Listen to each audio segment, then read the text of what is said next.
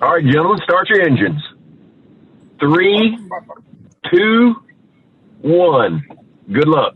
Here we go.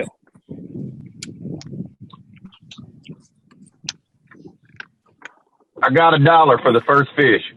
Oh, wow.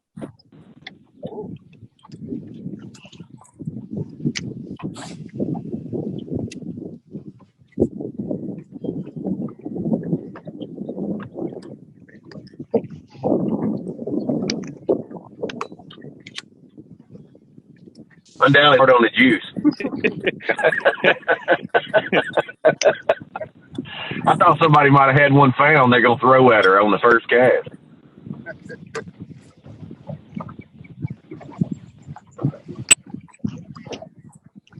I just got here and was able to idle around just a hair.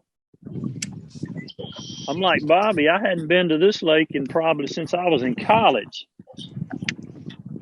Well, at least you got somewhere to idle around and look for something. True.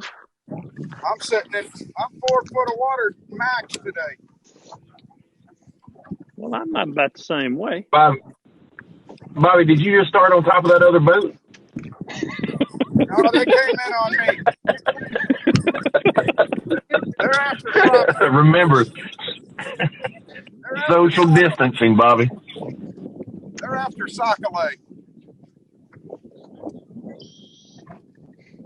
Bobby, always remember, rough talking is encouraged in the Altus Cup. You get extra points, bonus points.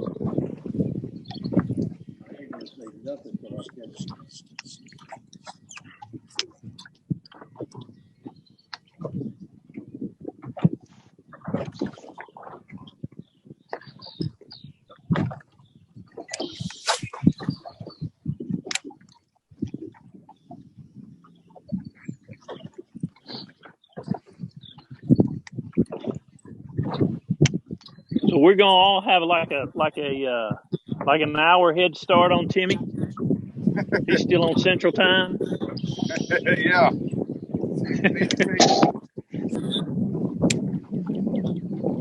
Yeah. Hey, Steve, can you hear me? I can. Nice. How's it looking over there? The weather good? Weather is a little cloudy, but the cypress trees are looking really pretty, Walker. I can promise you. I've not been around a cypress tree in about. Yeah, that's right, baby. I've not been around a cypress tree in 10 years. That's funny. Yeah, I'm on Douglas, and it's came up like 12 feet in the last few days. It came up 10 of them in one day. We had all that big rain, and it is. I ain't seen it this high since, I don't know, last summer. I don't know. It looks fishy, but I don't know if it's scattered them out so much it'd be hard to find or what. We'll see.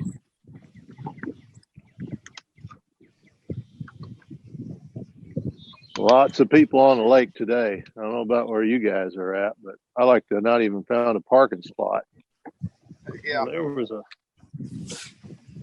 There was a handful of them in my starting spot, so I had to move. This is not one of those lakes that you can just you can move around real easily on. Oh, I got you. Yeah. Well, I got plenty of room. You know, y'all don't have to wait on Timmy. Y'all can go ahead and catch one. Timmy's used to that score tracker lightening up anyway, so go ahead.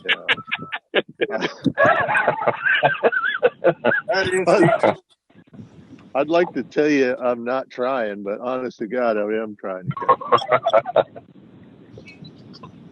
I'm kind of thinking I like being on this side better than the other side because I can heckle from over here. It's awesome. You know, I've always thought that what professional bass fishing needed was hecklers. Yeah. Well, they got one today, Bart. He's coming. I promise you, if they go long enough without catching one, I'm coming out. I've always wanted to ride around. I always used to tell Z I wanted to ride around and follow you guys wearing a horse head, one of those big horse head masks and a sombrero, and just roll up and go, "You throwing that here? Really?" Yeah. Hey, I have that in my head all day, every day. So you got one. Got one. Gone. There we go. Sean. There we go. First one. Walker scores. Yes.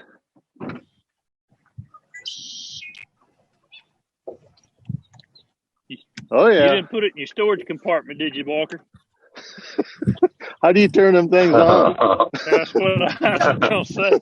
You know which ones you live well? Size limit. What's the size limit today? Whatever's on your lake.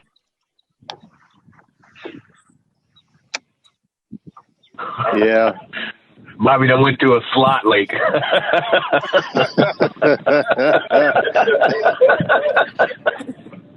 You guys are saying that. What is it on this Atkins Lake deal? Bart? It's big.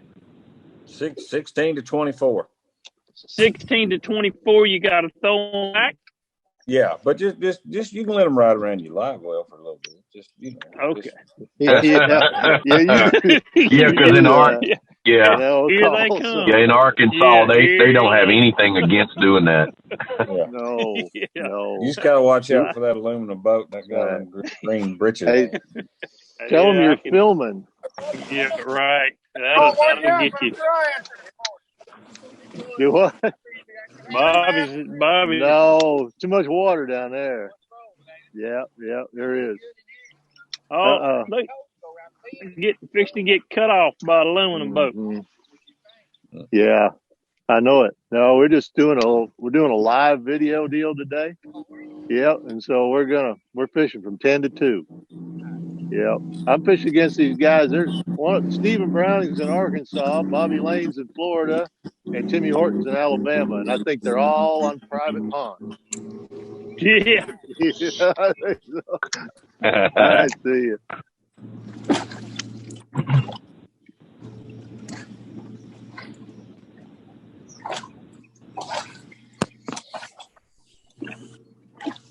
Yeah, we had they're all on private pond, but yeah, all of them are on private pond.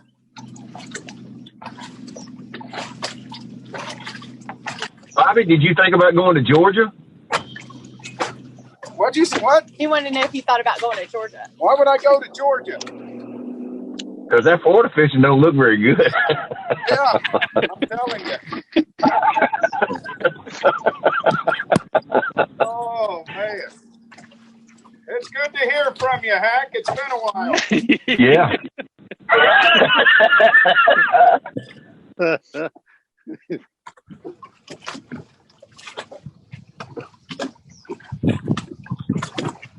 It is pretty cool that you can have a tournament where the guys are in 4 different states. So think about that. Technology is pretty amazing.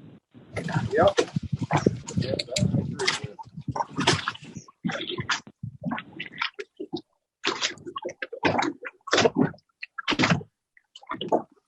I think I should have brought my crappie pole. What's the water temp, Steve? 62. 62. We've had a pretty good little cold front this week. We've not had the kind of knocked them in the head a little bit, I think. Yeah, we had frost last night and the night before, but it's supposed to be in the 70s today.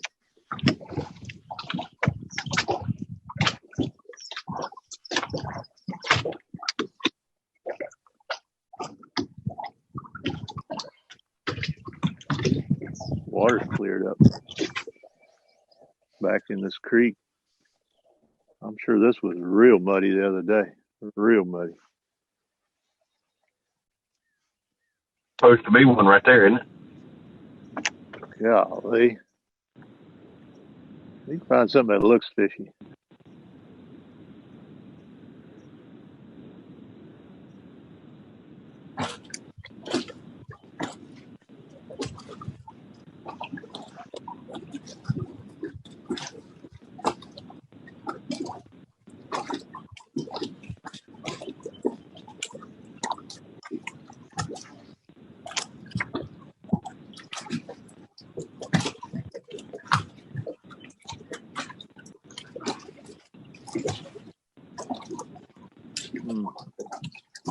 I don't understand that.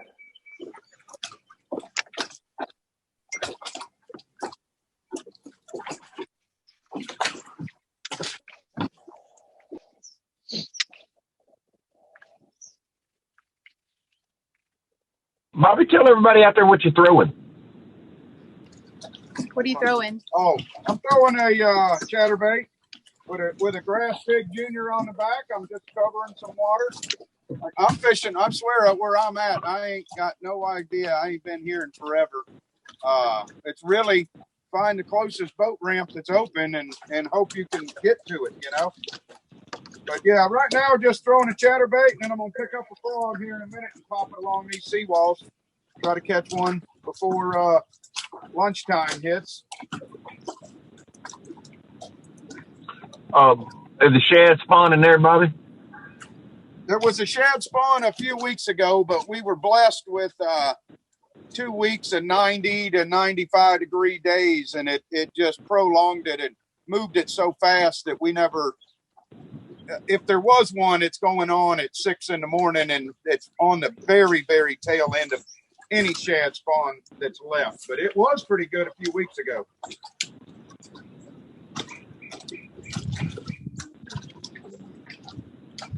Now I'm after them bluegill bashers. That's what's coming on next. Now, does that lake have any vegetation in it? In this canal, they don't keep the vegetation in the canals. They spray them pretty, keep it, because a lot of boat traffic comes in between these lakes here. I'm up on the north chain. But the lakes themselves got eelgrass, peppergrass, and once I get into this other lake, we're going to start running around fishing some of that grass.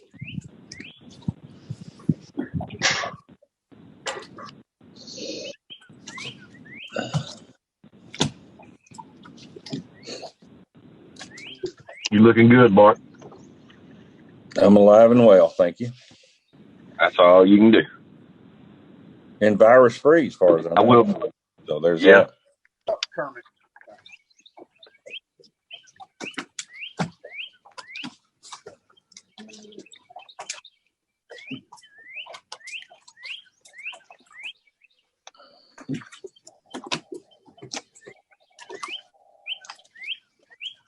For anybody out there who's watching now live, I've got David Walker, Bobby Lane, Stephen Browning, and shortly Tim Horton, all competing against each other on home lakes or public lakes, and they are ready to take questions.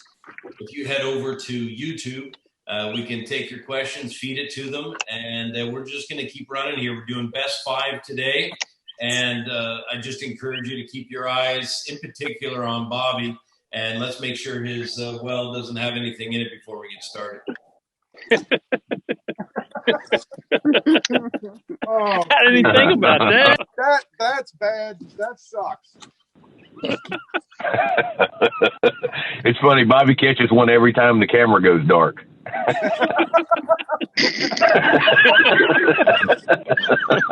And it's a big one. Oh, man. Yeah, this is going to be a hard crew today, I can tell.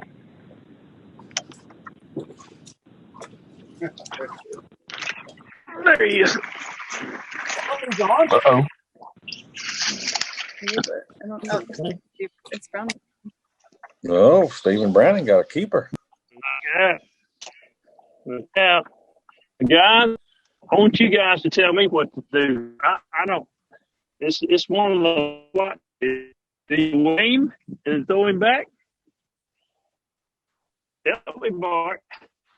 Yeah, I would weigh him and just write it down. And make sure we see the weight on the camera. We're going to need you to get the camera on the weight. Yep, Bowman is my camera guy today. And I will figure out what I did. Wonder how many ideas Bo has had behind you this morning of how he thinks you should be fishing. How about 10? Right. I told Stephen yesterday that Bo was going to be coaching up. About 3:40. I'm gonna hit. Come on. These are the same scales that Bo weighed at 1257. Yeah, there it is. Yeah, 3 1/4. 327, guys. 327. Write that down. A good little Arkansas bass. You hear that, Bob? What did he say? You hear that, Bob? 3 1/4. That's more than I've caught in Florida in 3 tournaments. All right. We're off and running. Off and running. Caught that one on a mag fatties. That's just that's a 7-inch, just straight tail worm, black and blue. Caught it off this little grass patch. So got a floater up here. I don't know what it is. Pick her up, Bobby. The floater right there. Look at that. That looks like 3 1/4 too. We tied. Look at there. Bobby's gonna get a dead fish penalty and a catch and release tournament. Oh no! God, Fell apart. woo! God, sorry. Oh, Sorry for the virus. Maybe that got it away. Oh, did that? Something to do though.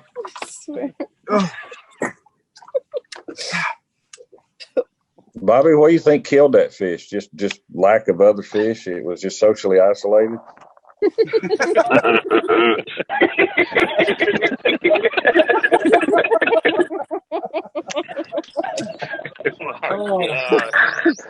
bad of lonely. Totally lonely. Heartbroken. Oh man.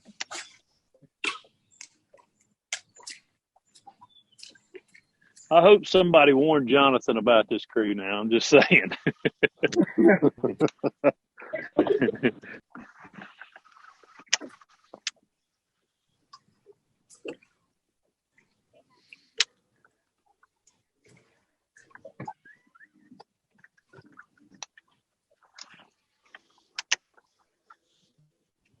Is Timmy even fishing yet?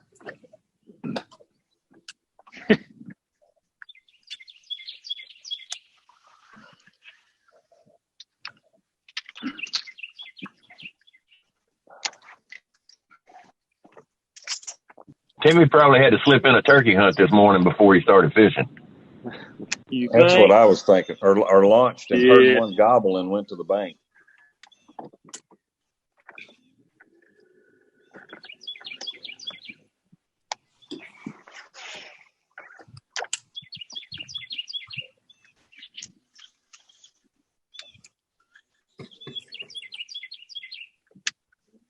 Stephen, how's the water look? There. Still a lot of pollen? It looks good. Now, yeah, it's got a lot of pollen in it, but it's not too bad.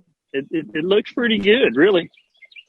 I just came straight across from the ramp. I went down and milled around down around the dam area, and there was a handful of boats down there, so I just shot across the lake and idled up till I found something that looked decent. So it all looks good. That's the bad thing about fishing a place like this. Everything just looks so good.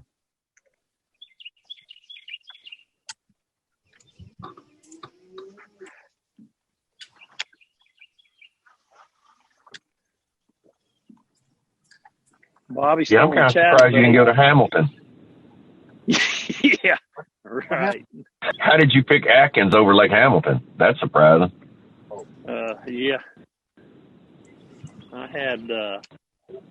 went out on Hamilton yesterday to do the MLF Facebook deal. It was not that good, Hack, to be honest with you. So yeah. I don't know. I've been there a handful of times in my life over a 20-year period, and it never was good. So Right. Yeah. It's a weird lake. It's a veteran. Would probably rank lake. right up there as one of my least favorite lakes in Arkansas would be Lake Hamilton. It's great to go swimming and boat ride, but it ranks way low on the list of fishing holes. On the fishing list.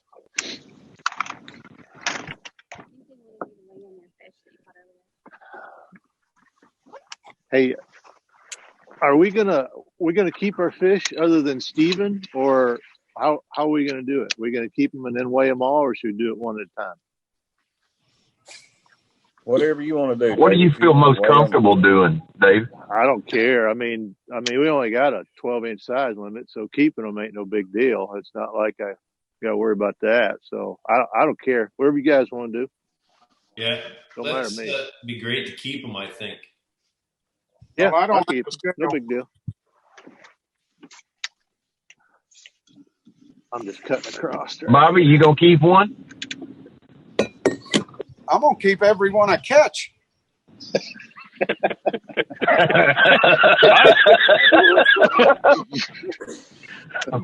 Bobby said everybody's buying up all the chicken. You man gotta eat. Bobby, how long is that canal you're in? Like 17 miles? It goes for days. It feels like it's 8 miles long. They call it 20-mile canal, but I'm not sure. I've been in it long enough. Do it back there. How do I turn these off? You might. Yeah, I think Bobby's in the endless canal. It's like he's caught in the twilight zone. Bobby loves the bulkhead. I got faith in you, Bobby. I know you're going to capture one in there. Can you guys hear me? Well, they die in here. We don't know. They die. They die in here. We don't know if they live in here. This thing's so maybe they come there to die. Yeah. They ain't in here eating frogs real heavy, I can tell you that. The frog spawn is not. You've been sampling any crawfish lately? I have. Before this storm deal hit, we had planned I was going to buy a sack today, and the price. I will be honest with you, with the quarantine, the prices are really low. They are bad cheap right now. You can get all you want. They probably got money up. I saw gas. And they big too. You can get for $1.04. Oh wow! Yeah. I wish I had a tanker load of that to hold on to. I think $1 when I was driving up here to Arkansas. I think $1.39 is the cheapest I've bought any. Well, it's funny on I-30 it's $1.04. On I-40 it's $1.40. You know, $1.35 to $1.40. It's like wow. Yeah, it was still $1.70 at my house when I left. Wow. Yeah, and I live 30 miles from the refinery. You know, I don't know why it's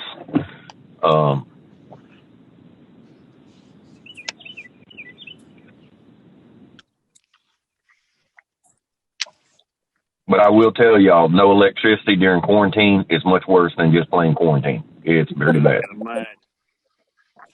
Oh my God. Greg, you still at your mom's? I am. I'm going to stay till the power comes back on, I guess, or until I, explode. Oh, I got some really choice words, but I'm not going to put them on live. It's pretty crazy.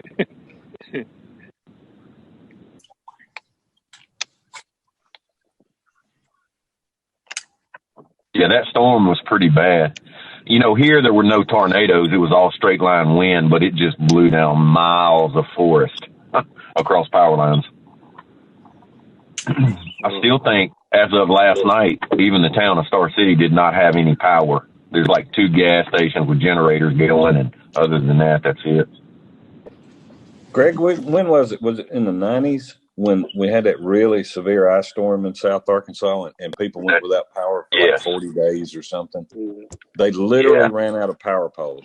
We could not get enough power poles to replace all the ones that were broken. It was a bad deal.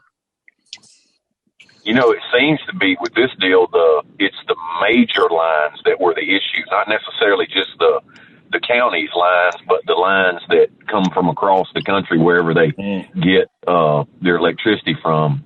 I think they had 21 substations in this county, and only one was working out of 21. Wow. You know, yeah. So I mean, it was 100% power outage in the entire county. But some of the ones around were like that. But they've started. I looked at the map this morning. Some of them they've started to get back open. So hopefully, you know, here it'll be. You know, I've done some bush hogging, dug a bunch of trees around, cut some firewood. I mean, you know, that's about it. A lot of fun. Yeah, a lot of fun. The weather's been really nice, though. You know, I mean, yeah, it has been. You know, in the daytime it's been nice and sunny and warm. You know, that's because we ain't had no tournaments. Bobby, we've got a question here. Right. They're wondering where you're fishing. Where are we? Lake Haynes? I believe we're in between Lake Haynes and Lake Rochelle, which is the north chain of lakes, and Winter Haven. Bobby Big Fish has captured a bass. Attaboy, Bobby. Oh, well, I don't know how we do. Do we put these things in our live well, or what do we do here? Yeah, throw it in there. You still got pumps? Yeah, throw it in that live well. Probably about a 211, looking like what Steve was there. Yeah. You catch that on Bobby Frog? I caught it on a popping frog. I did. Finally. Maybe they all swam to this end of the canal. They staying away from that dead one laying down there. Yeah, fish the straight banks, Bobby. Try to get to the next one before it dies. See, the first one you got to, it was already dead when you got there. It's going to be a long day. Hey, we're here to help. We're here to help. That's what we're Yep, I could feel it. I could feel the love.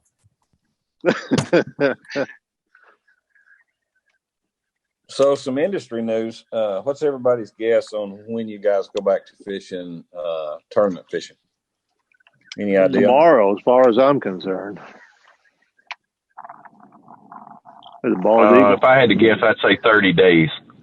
Yeah, I was going to say mid-May, probably. Yeah, that's what I'm thinking also.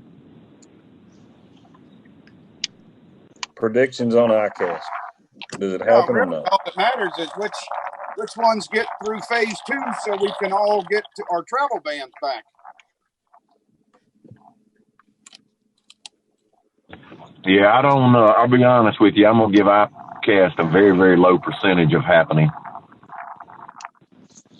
Yeah, I agree. And even if it happens, I think participation will be so low. Right.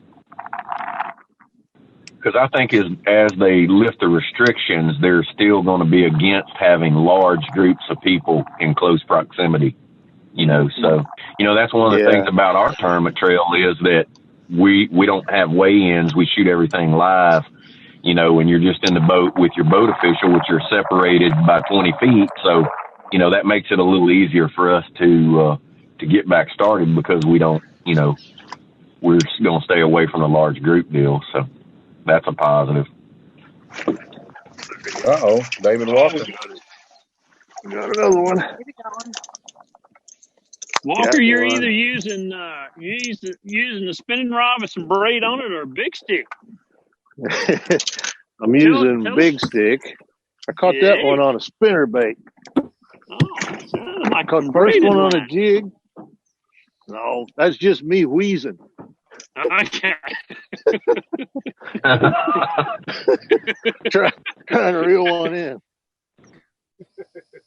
David, we've got a question. A viewer would like to know where you're fishing. I'm on Douglas Lake. It's real close to my house. Only about 15 minutes from the launch ramp at the dam there at Douglas. And thankfully, here in Tennessee, the TWRA is actually encouraging people to get out and go hunting and go fishing. So we haven't had any of the shutdowns.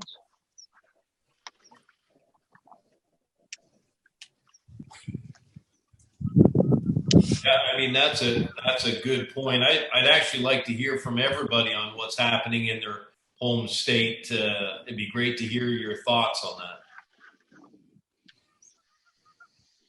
Well, I'll start it off. I'll be honest with you, our lakes have never received as much fishing pressure in a short period of time than they have over the last month that I've been around. I've lived there on Lake Hamilton, and I mean every day, which I'm hoping that it's going to have a positive impact on some of our fisheries. We have a lot of fisheries that have a lot of fish. We just don't have a lot of big ones. Somebody's got one. And I'm hoping that with all the fishing pressure, some of these guys are probably keeping a few, and it should help the fisheries, in the long run. But we're all about getting in the outdoors in Arkansas, and our governor has opened it up to us, and it's pretty nice to be able to get out and fish and hunt and do what you like to do. Yeah, same in Tennessee. It's been they've been very proactive and even the TWRA. If you go to their website, they'll blast it and they'll call it fake news. They'll say these posts that say that fishing has been shut down or hunting's been shut down. They'll say that no, it hasn't, and actually we're encouraging it. And I'm like, Stephen, though, I think the crappie population is going to take a hit this year because there has been a lot of people fishing. Probably they're wanting to know about our state. Boat ramps? Yeah. Most of down here in Florida, most of the boat ramps, Camp Mac, Highway 60, a lot of them on the South Chain of Lakes. The bigger ones are shut down, but there is. The problem is when you find one, you got to find a place to park. So yeah, I think it's great. People are getting out. I mean, you see every kind of boat, motor. It's crazy what's out here. And if it's any indication how many I've caught today, I've said that they plowed these things for about a month now. Used to swim in the canal, don't swim here no more. They done been yanked out here. Pretty good stick support, I'd say. That's funny right there.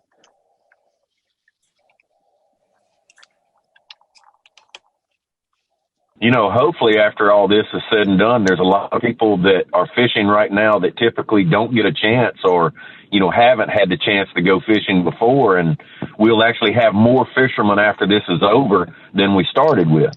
Because, there's a lot of kids out there that so my son plays lacrosse, so that's been shut down. I talked to another gentleman, baseball's been shut down. So let's take these kids fishing. You know what I mean? Let's give them an opportunity to try something new that, because fishing is something, hunting and fishing is something you can do all the time regardless, So, in a way, I do feel like there is some positive to it in that there is a lot of people fishing and probably a lot of new people fishing. Yeah, I agree. Good point, Greg. It is good chance for people that haven't been to go give it a try if they've never done it, or people that just do it some to get a lot more involved in it. And I will tell you, it's the same way at my house that, Thursday is the new Saturday. You can't hardly find a place to park. You got to go early, and which is good. I'm like, it's pretty exciting to see that, that people are turning to fishing. It's also a great stress reliever during this, I fish quite a bit during this myself. My son and I, we fish every other day up till, this week, and I've enjoyed it. We've had a good time. What you got there, Stephen Browning? Uh-oh. Stephen's captured another one. Captured another one. Good one. I'm going to say that's a little better. Uh-oh.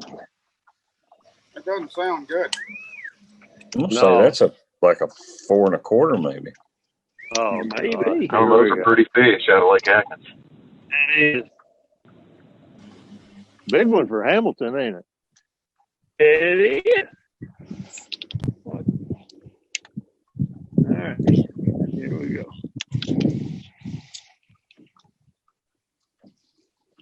About a 4.74. Ooh. Whoa. Oh gosh. Okay, that's a wrap, guys. That fish is it doesn't look like it spawned, and it's a little roughed up. She was a little roughed up, but she doesn't look like she has spawned yet. For some of you guys that may be. All right, we're going to do a little idling. Good luck with that, Bob. Thank you. Thank you. Man, I'm telling you. I thought he was fixing to start graphing. It's time to start looking for a school. Well, that's probably what Timmy's doing right now. Yeah, Timmy's lost. Yeah. Either that or they can't tell time over in Alabama. I don't know which it is. That time does seem to be pretty difficult. They struggling with those big numbers. You didn't tell me this was going to be Well, but the good thing about it is it always makes them feel like they got a pocket full of money.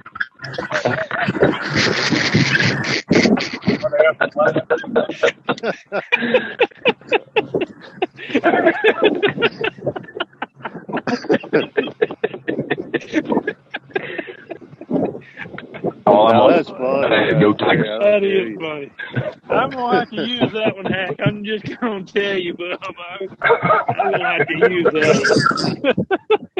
Yeah, it's probably not healthy for me to sit around and have time to think about things.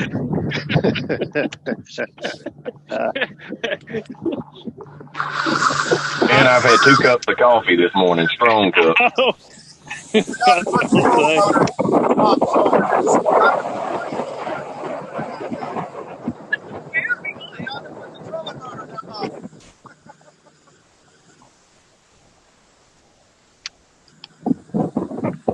That's an interesting idle technique there, Bobby.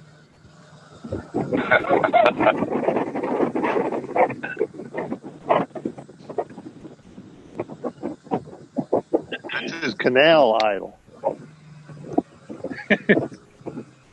So those of you that know me, and most everybody on here knows me that's involved in this group, knows that I like nothing better than a train wreck, a good train wreck story. So now we know why we got invited. Yeah, exactly. David, tell us about your best ever on the water meltdown, come apart train wreck. Oh God! You know, I'm not a train wreck guy. I mean, I have broke a rod before, but that's about it. I haven't really had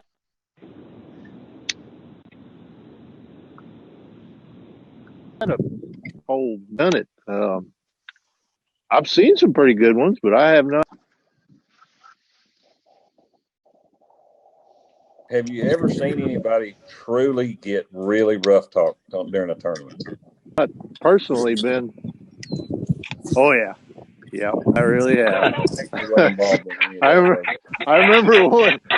I'm not going to give you a lot of details, but I remember one that was epic because of the length of time that it lasted, and it was when we were all at Green Bay, and it was unbelievable between Rick Morris and Aaron Martin. That was the longest lasting meltdown I've ever seen in my life. It went on for hours. That one was now that was something to see right there.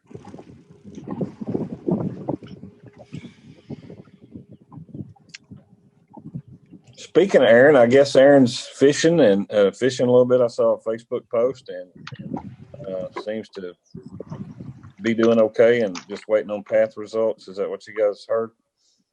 Yeah, we heard the same thing. That's great. Great news. Yeah. It is awesome to hear.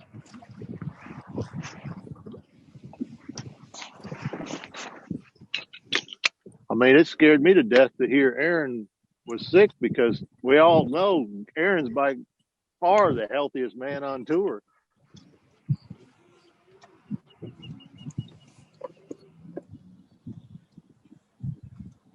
I'll make a little short run right here.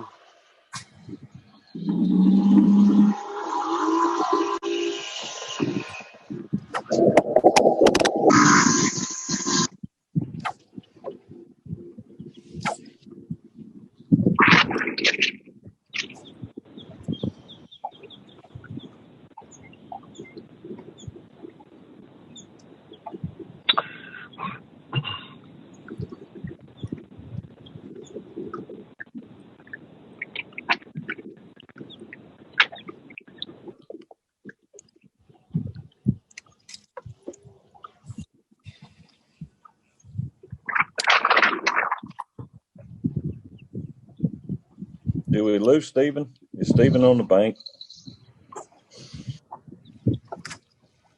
Stephen might have had one of those train wrecks. Yeah,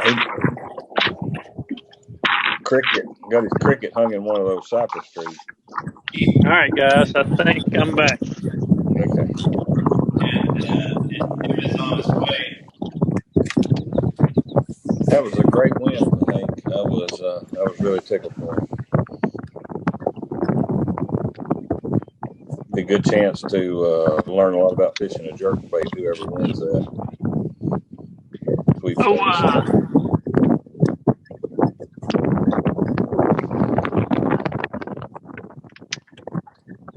Somebody's gotten into some wind. Is that me? No, I think it's Bobby. I think Bobby's got out. I'll see if I can't turn it a little bit. There you go. That's good. Now, what about that area you're in now, Bobby? What's that like? This is what it looks like to me is a big old point. What it's got is a bunch of eelgrass and coontail stuff growing out off it. I'm out in 8 foot of water here, and it's still growing out pretty far, and it continues to go down this cattail line.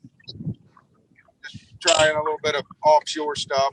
It's a good spot. I know there's probably some fish somewhere around here. It's just a matter of getting this chatterbait through the right patch of grass where one will hit it. It's real thick, though. I think this warmer weather we've had has made it thicker and thicker.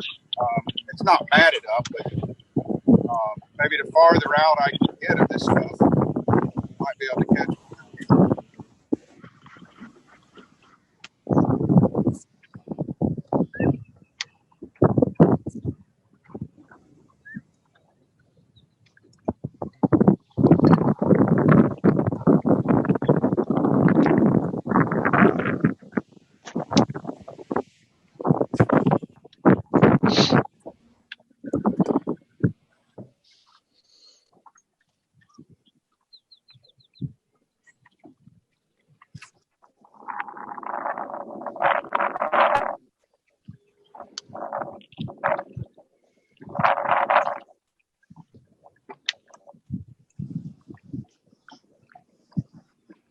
I'll tell you, after being cooped up for this many weeks, it sure is nice just to see some open water.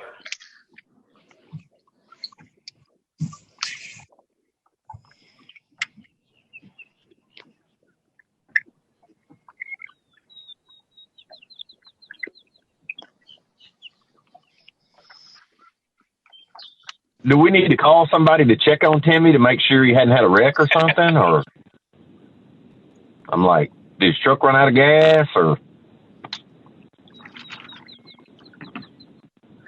he's idling. Yeah, he's still idling, looking for that mother.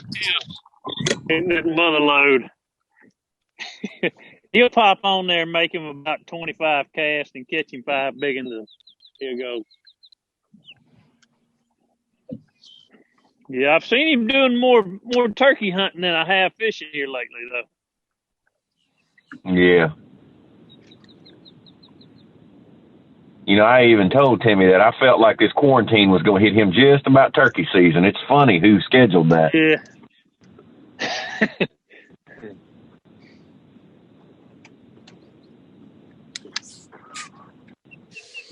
Yeah, I feel sure the crappie and the turkey have taken it on the chin during the quarantine.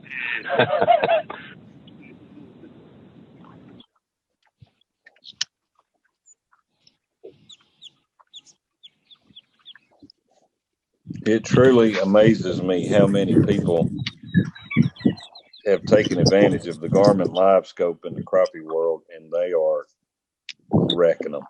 They're hunting them. I mean, it's just like hunting them now, and they are wrecking them. It's crazy. Yeah, for someone who's never seen that deal work, it's the most incredible thing ever. Yeah. It is really, yeah, you're pretty much. Rubanus's car video the other day was incredible. Did you see that? Where he found the car with the live scope? It was incredible. You could even tell what model it was.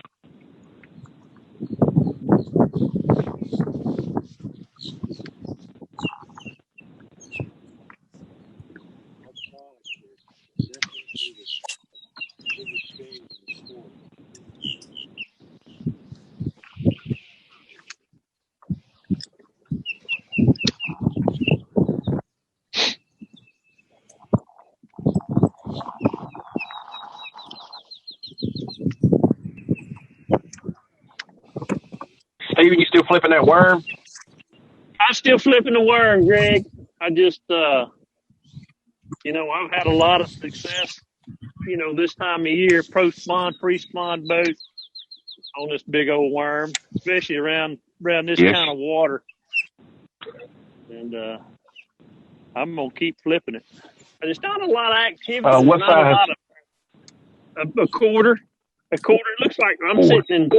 Yeah, I can. You can almost see the bottom, and once you get up, just right inside this main line of cypress trees, it's a pretty shallow lake. I remember this lake back in college, man, and I'm talking college being in the 80s, the late 80s was I mean, it was like bluegill manufacturer. I mean, it was big time, great big bluegill out of this lake. And then they I don't know if they shocked them or rotenoned it, killed it out, and just tried to make it a more of a kind of a trophy style lake. And like I said, I've not been up here since college, so it's a treat just to get to look at it again.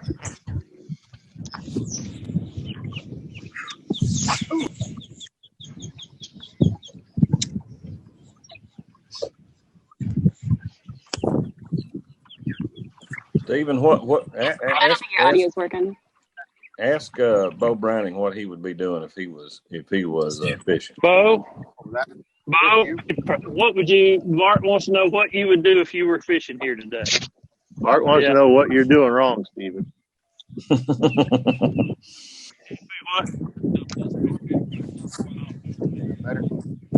I didn't look. He said a swim jig spinnerbait, a big swim bait. You're all out of that stuff, ain't you, Stephen? Yeah, I'm all out of all that.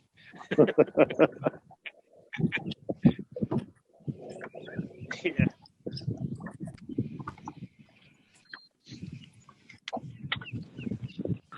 Well, gentlemen, I'm going to leave it with y'all for a little while. I'll come back and check on y'all. It's breakfast time for me.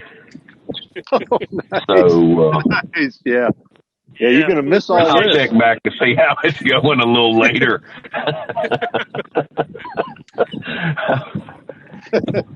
I'm out of coffee.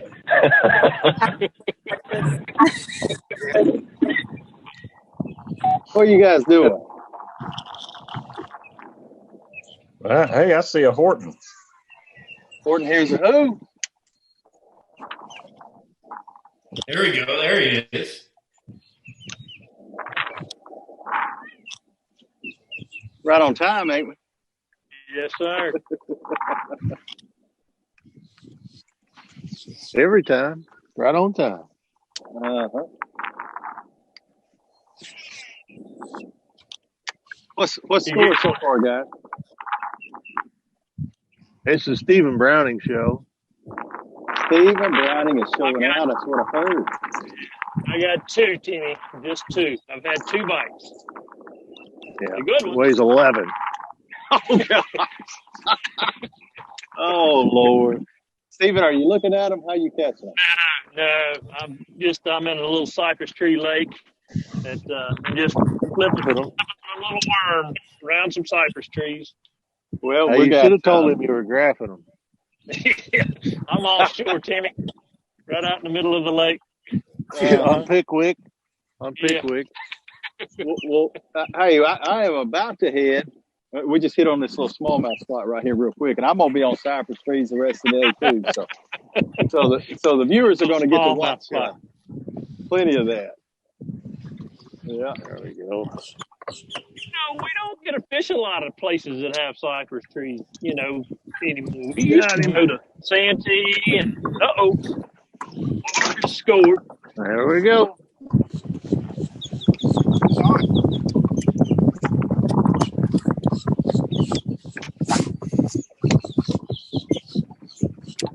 Well, Pickwick is high this morning.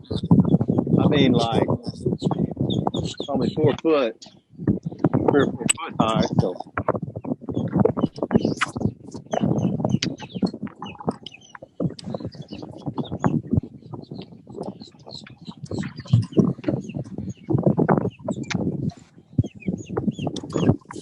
Well, I got them figured out over here in Douglas. I caught one on a jig, one on a spinnerbait, one on a chatterbait. You dialed in, ain't you, David? Yep. So I don't know if that's random or if that means they're biting anything. No, that means they're biting everything. Where is Bobby fishing at today? I am up on the north chain of lakes. There's 2 lakes up here, Rochelle and Haynes Lake. I got you. It's about the only 2 places I can. Well, number one, I had to have service or I'd have been in a strip pit, but it's one of the only places I can get a boat ramp. Yeah, I told him on the way up here, I said, Bobby will be in Kenansville and he'll have 35 pounds before we ever get started this morning. Well, you give him a head start, Timmy. Well, hey, this shutdown's got us messed up every way but Sunday.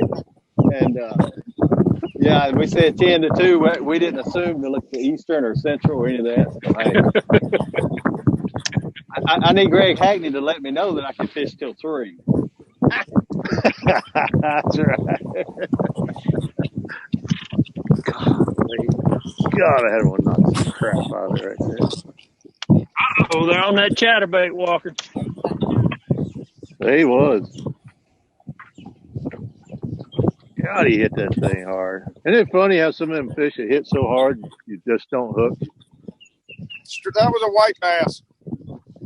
Well, it could have been. You're right. That could not out of the realm. I love white bass. Hey guys, this is cool how we. Are we allowed to phone a friend in these things? Phone a friend. No. Oh God. Oh man. Hey, I done used 2 lifelines this morning. Baby?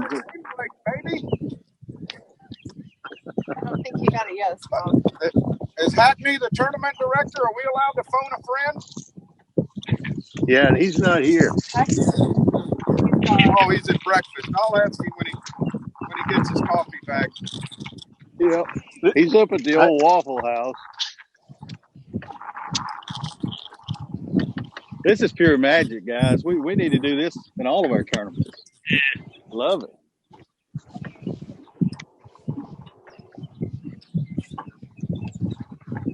Hey guys, just so you know, we've got people watching from all over the world, and they're loving seeing the open water and seeing the bass. From some of you guys now, it's time to pull up your bootstraps and get to work. Kim, I'm gonna show them what we got here. I know they've seen everybody else, guys. We're just flipping some hay now. Hey, it's pretty cool, David. Like I went from casting for smallmouth to hey, let's get on the bank and catch a largemouth. That's pretty cool on this lake. Yeah, Steven, what lake are you on? River. I'm on Lake Atkins, there, right outside of Russellville, right outside of the headquarters of Bass Mafia. I got you. Yeah. Little Tree Lake. David, can you weigh smallmouth? I guess catch, weigh, and release. You can weigh all of them, can't you? Yeah. Well, see, right now it's they changed the size limit in the summer. I think it's June through October. It goes to 18, but right now it's 15 for smallmouth. But on largemouth, it's only 12. Well, you keep catching them, but keep catching them 12 inches there, Walker, if you don't mind. Hey, that's what I'm all about, buddy. All about. There you go. Them bigger ones are hard to reel in.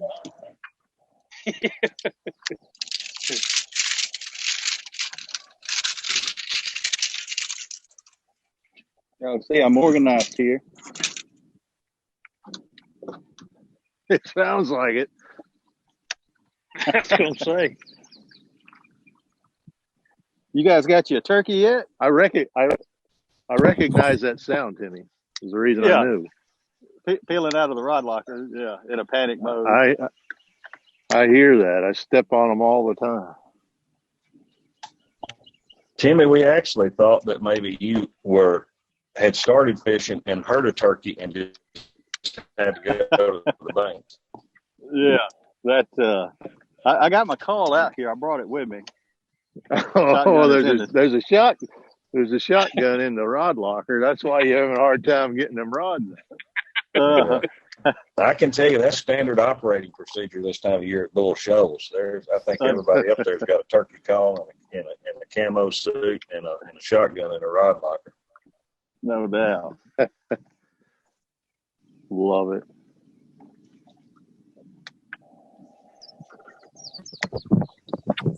No, I came up on a mat of bulrushes here, and I was like, "Oh my goodness, let me get the big stick out." So I'm gonna rig up a little punching bait.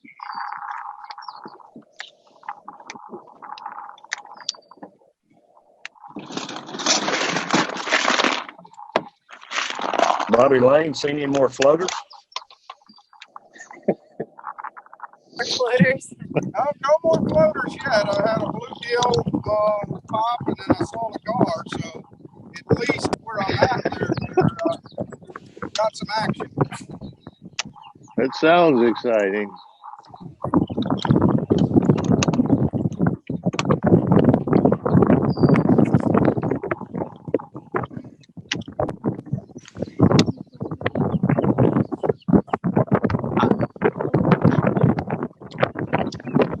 Oh, this is hilarious.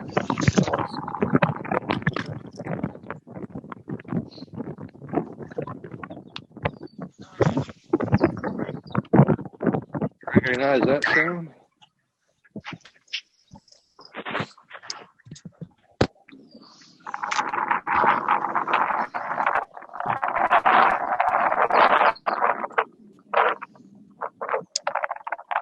I don't think Bo or I either one planned on this wind and clouds, and it's turned off chilly.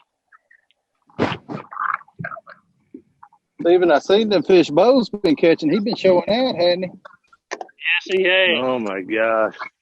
Yeah. Let me how do you think Steven picked where to go? Yeah. Bo's still got him on him over there. You kidding me?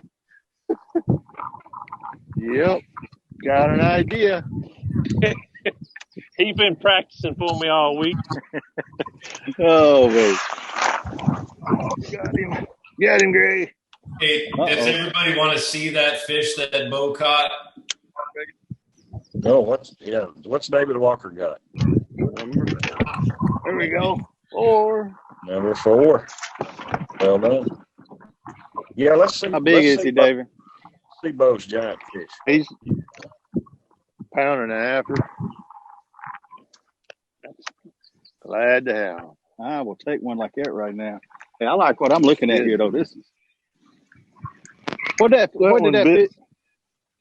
fish weigh that Bo caught? That one bit the old jig again. I'm using my signature series jig there from Z-Man, and he liked it. You cross his eyes, Dave. I tagged that one. I'm telling you. I love it. That is a mark. I mean, there's just something fun about that. That's a marketing name for a jig. I'm telling you now. Oh, it's perfect here. The water was really muddy, and now it's starting to clear. And then I got a pretty day, like there's hardly any cloud in the sky, a lot of sun, very little wind. I mean, it's the kind of day for it.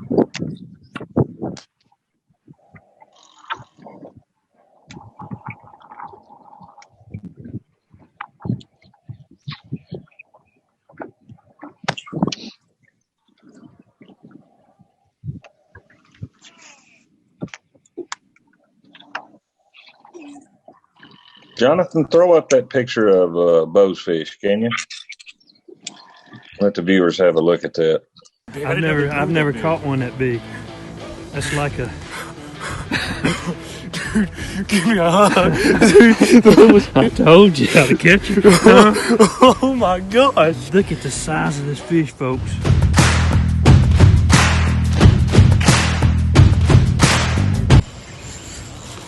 That her?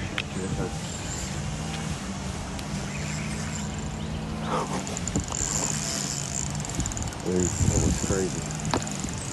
You're gonna have to take your time.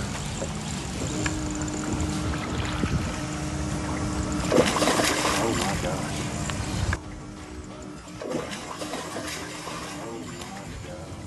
Oh my gosh. Take your time, Bo.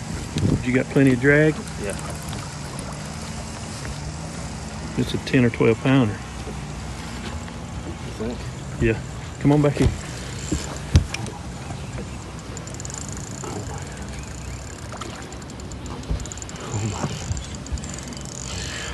I gotta get in that motor.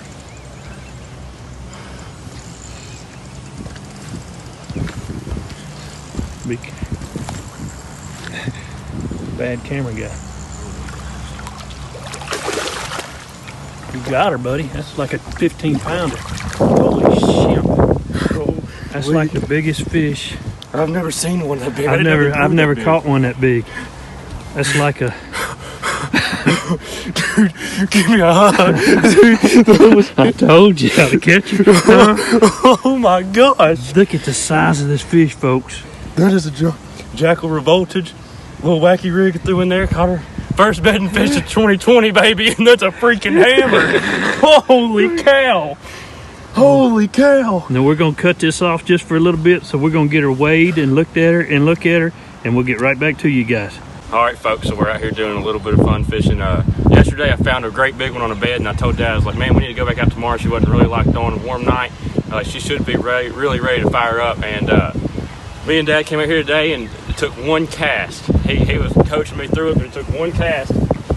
And happens to be my new personal best. I mean, an absolute freak of nature. I mean, a giant. A once-in-a-lifetime fish. 1257.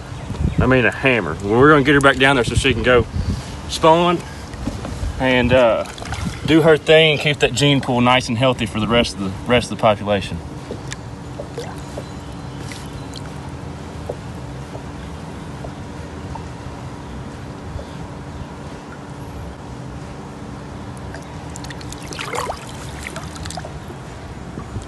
Is that not a crazy sight? That's just crazy to me. What a day. What a day. Chatterbait fish. That's 5. That's 5, shooter. I still ain't caught up to Brownie. Oh, come on, Walker.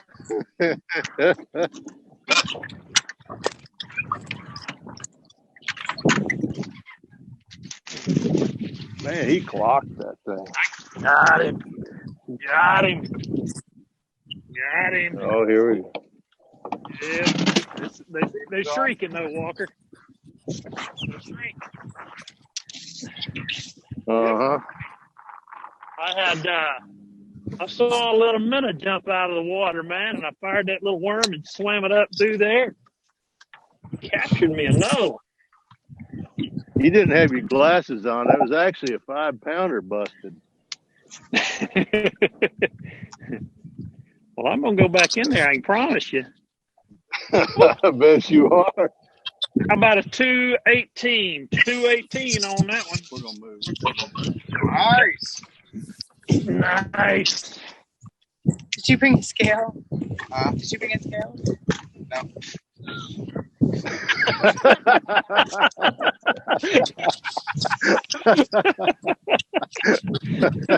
I knew that answer. I just knew it.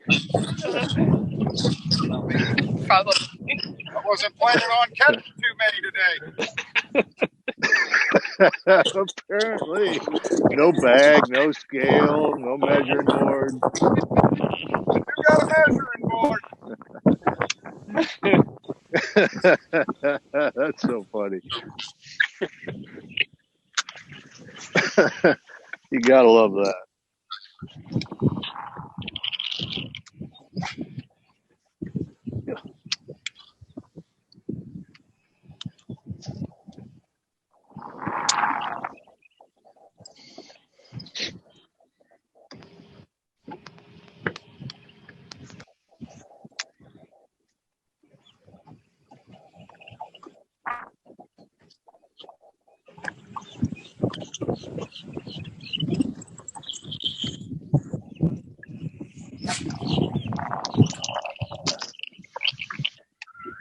David, I think I'm on about the same pattern you are on. There's one here, one there. You catch them. I have caught everything on this worm. It's big Magnum fatties. And, but boy, they're not on the same stuff. Yeah, I'm not surprised just because, like I said, the water came up so much here. Like where I'm fishing at was dry land, 3 days ago by far. And so every fish that I'm around was not there a couple of days ago. So they're all new. And so it seems like they're around a little bit of everything. How much does that lake actually come up and down in a year's time? 53 feet. Wow. That's a lot. Winter pool to summer pool. This sucker is moving all the time. That's crazy. We've had such wet winters the last 2 or 3 years, though, that they hardly ever get it down to what the winter pool is. It's almost always, it spikes really bad here because it's the first lake. And like Fort Loudon, which is the lake below here, it only fluctuates about 6 feet. And so when there's a lot of water comes in, this just catches it all. So this lake can come up and go down a crazy amount.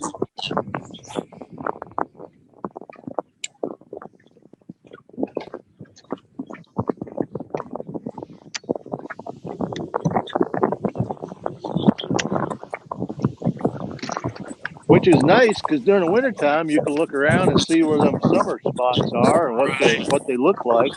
So you talk about a good reference. You know exactly what it looks like. And I can tell you one thing, doing that for so many years, be amazed at how many really good spots have absolutely nothing on them. They just don't look any better.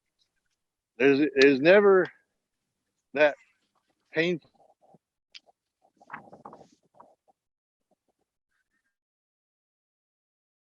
Water, just don't hold a lot of fish. And then there's some places that almost always hold them that just don't look like much at all, to be honest with you. It's pretty odd.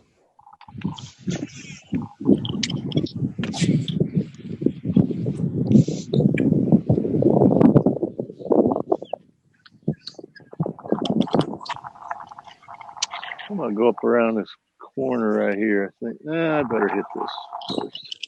I'm telling you. I mean, fully grown. What did he catch it on, Stephen? He caught it on a little wacky worm sinker.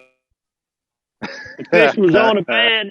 Yeah, the fish was on a bed. He saw it the day before. He had 10-pound braided line. It was with the 8-pound, I think an 8-pound leader. Yeah, he's shaking his head. Yeah. Oh gosh, here's a good one. He's not 12 pounds, but he's a good one. Oh boy, here we go. Here we go, Walker. Here we go. Here we go. I knew it. So that's dang, it's a big old male fish. That's a good one. My minnows have all guys. died, and there's Stephen. What a beauty. Big. That is a. It acts like a big old male fish. I mean, oh, you got a scale? I brought mine, Bob. Okay. Hey, look, yeah, let Bobby use it. Yeah.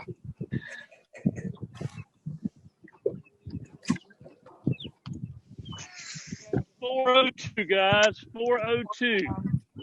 Whoa. Big old long male. Yeah. Nice. Yeah, that's the.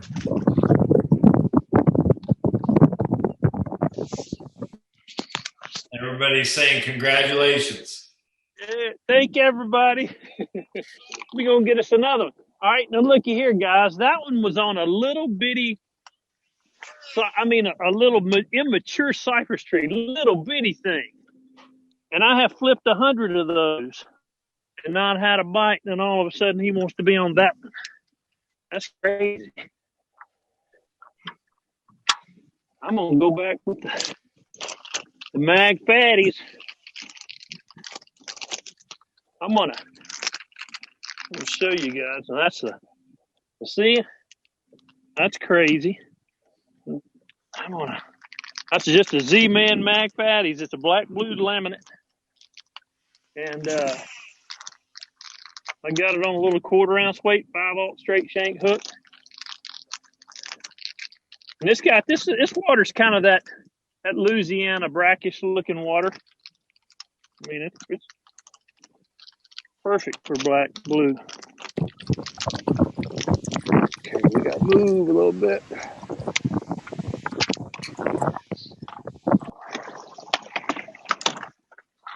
Got to find this 5-pounder.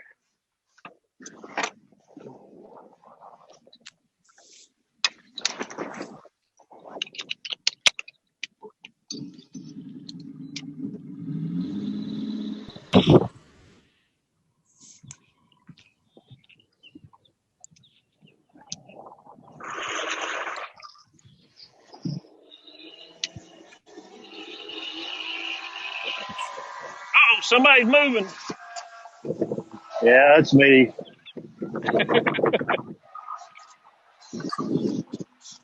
I'm trying to find me a cypress tree to flip. Are they in the willow trees yet, Walker? Yeah, that's what I've been fishing today. I got you.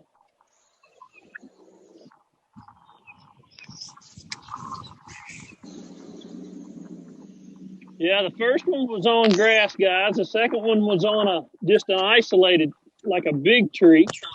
Third one was on a kind of a group of trees, and then that one was on a little bitty tree. So one of these places you just kind of put your trolling motor down and fish what's in front of you and get after it.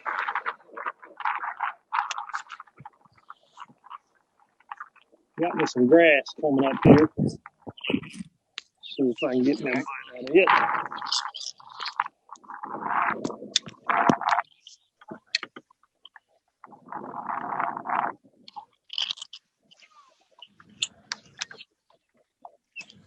Timmy's awful quiet. He's graphing.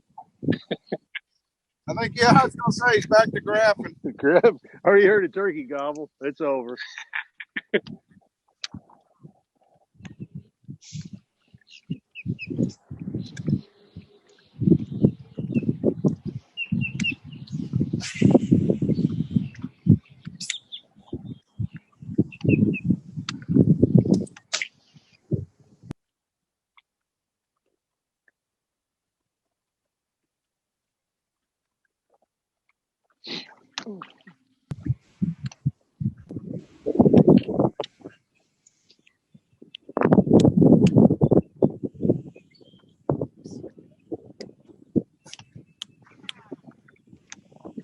So who's done the most work on their houses?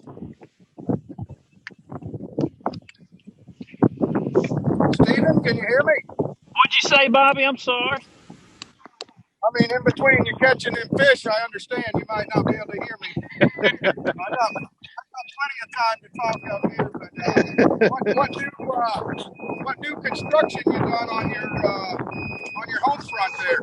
I know you believe it or not, we moved in right before all this happened. Right, we actually moved in right after I got home from Lake Fork, and it's worked out well because I've had a long list of honeydews, so I've got things done, and yeah, man, we're enjoying it.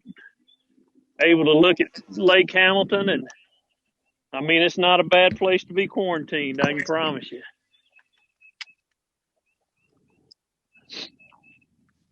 I've been cleaning garages. I noticed a lot of guys on social media have been doing the same thing, kind of rearranging your tackle rooms and stuff. Right. Man, I've been doing that. It was so long overdue that once I got started in it, it was one of those, I wished I hadn't, but I had to finish. Right.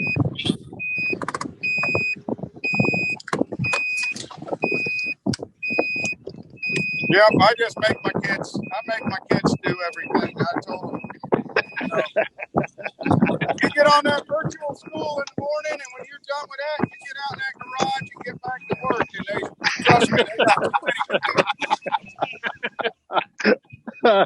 That's awesome. I make them pay rent early. They already learning the importance about rent.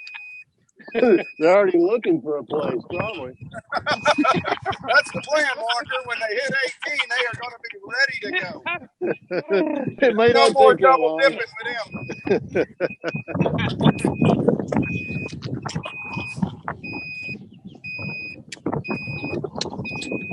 Somebody's motor's going to. Yeah, I was going to say. Is that you, Bobby?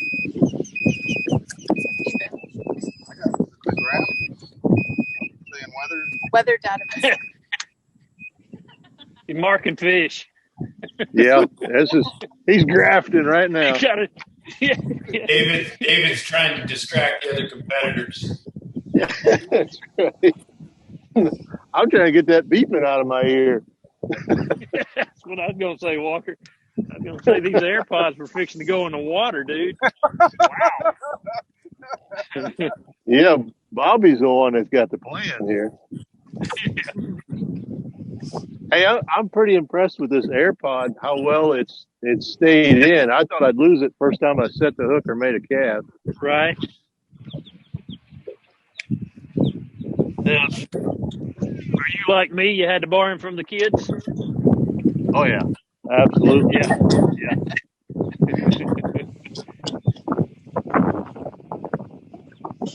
Absolutely. Yeah, I was looking for the cord, you know. Yeah, exactly. Where you plug them in at? Can't be right. Mine had a painting class they had to listen to this morning on how to properly paint a garage. So they didn't. Make them take notes on that one, Bob. That's right. How to carefully remove asbestos. Yep.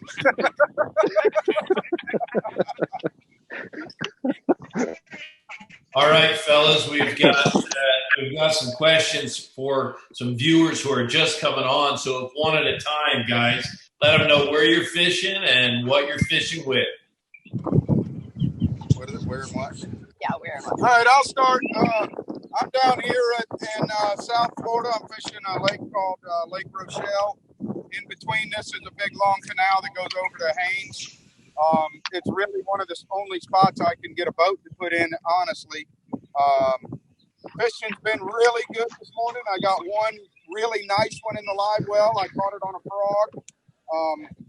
And then other than that, we're just looking for some more right now.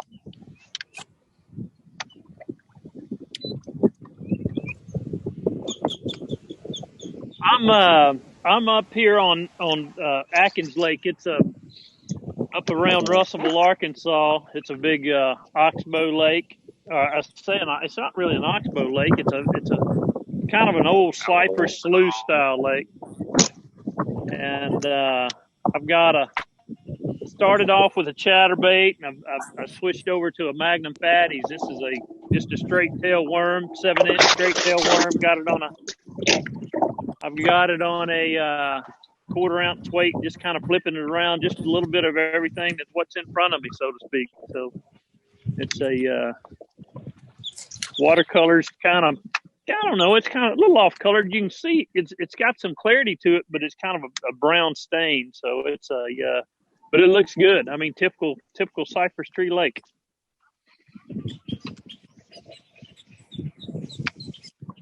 Yeah. So I'm on Douglas Lake in East Tennessee, which is real close to where I live at. This is the first lake above the start of the Tennessee River. So waters came up about 10 feet this week, a little more than that. So we got a lot of new cover in the water. So I'm basically just covering a lot of water, throwing a chatterbait, flipping my signature series jig, and caught one on a spinnerbait as well. So it's about fishing around some cover, but keep moving, trying to find, because the fish seem to be pretty scattered.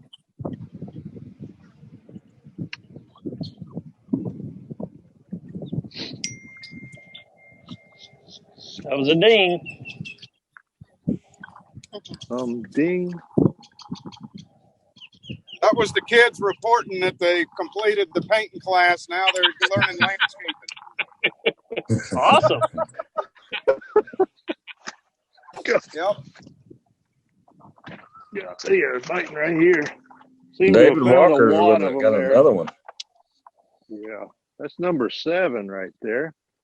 Dang, These all on fire. That same size. Yeah, they're biting, but they're Douglas specials, shooter.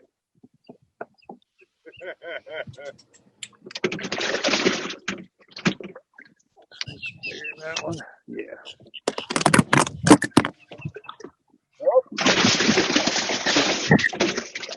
Hey, it's a good thing these Langley shirts dry fast. I just got a hose.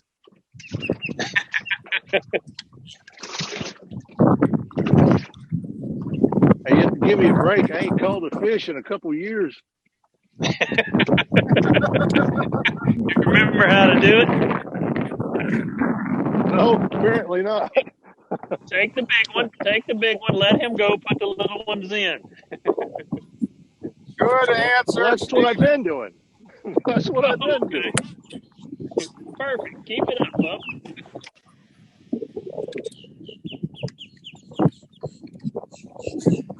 Another one. Do that Wednesday night derby thing, David, where you just put them all on the live well and check them at the ramp. Boy, ain't that the truth? That used to be how they did it too, man. We get a little ramp in the morning. There'd be somebody over there with 27 of them in the box, all look alike.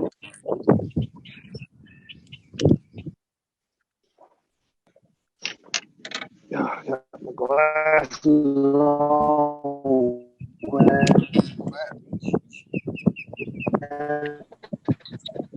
I'm 20. Did we lose Timmy again? I don't know if he's been on there. I think maybe he might have dropped his phone in the water. I'm checking on him right now. Give me 2 seconds.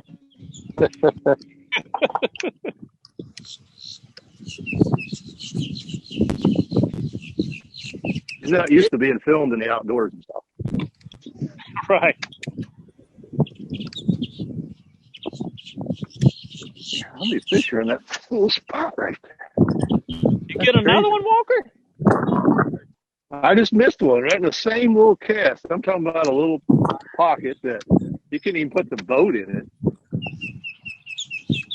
There's just a bunch of them sitting right there in the bottom of that. All right. There we go. We got Tim back. I heard David showed out while I was gone. You did. He did. Still is. Mm-hmm. Yeah. That looks like some nice water there, Tim. You have to make a run? Yeah, I did. I'm sure it looks largemouth to you guys, but Kim, I'm going to let you pan right up here. You see I got this current flow coming around this little break, so we're going to try to find some smallmouth stacked up, and it's going to be one of these deals where if we get on them, we may catch 2 or 3 pretty quick. If we don't, we'll go back to largemouth fishing. But everything is kind of blowed out up here from all the rain. So we're going to mix it up. I like the current flow, though. It'll really get them positioned if we can find them.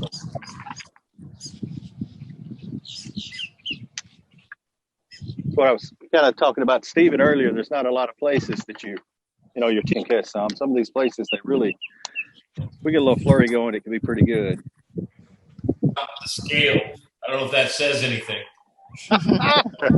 But Stephen Browning, he's got a 348. He's got a 474. He's got a 218, and he's got a 402. That is packing some heat right there now. Yeah. David, I'm going to lock through, and I'll be there here in just a little bit. Yeah. I got news for you. These fish ain't worth walking. I can tell you that much. Hey guys, you probably done.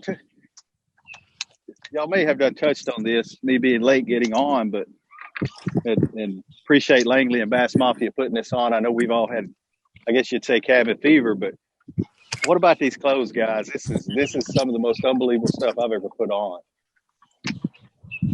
That's what Walker was talking about, how quick it dries out, Tim. Uh-huh. We've had that experience a couple of times. I mean, I've got the pants on. I don't know if it's warm enough for you guys to have the shorts on or not, but I've actually got the pants on. And it is absolutely primo for like a upper 50s, low 60s type day. And blue jeans are a little bit too much and shorts are not enough, And I mean, this is like prime. I was talking on the way up here, Steve, and a buddy of mine's with me, and he was talking about these pants, and they're comfortable for fishing. They're lightweight, but they fit good. The seams, the pockets, the zippers, every way that it's put together is more comfortable than a high-end department store type line of clothing, and just the comfort of it is phenomenal. Kim and I have just went on and on about them, so I think they're going to be excited, guys. If you're enjoying watching this at home, go check out the line of clothes. A lot of things for the anglers, and just love them. Tim, I'm gonna be honest with you now, and this is not bragging, but I got a lot of butt and I got big thighs, and I'm dead serious, and it takes a little, that special fit to fit me. Where's this conversation going, Stephen? Yeah. Well, I'm just saying, I've got a nice pair of slacks on right now, and not only do I look good, I feel good. Hey, Stephen. Hey, I like big butts, and I cannot lie, brother. Yeah. I knew it. Yeah, I'm down here in Florida. It's 84 degrees today. I'm wearing the slacks, man, and I'm telling you, super comfortable.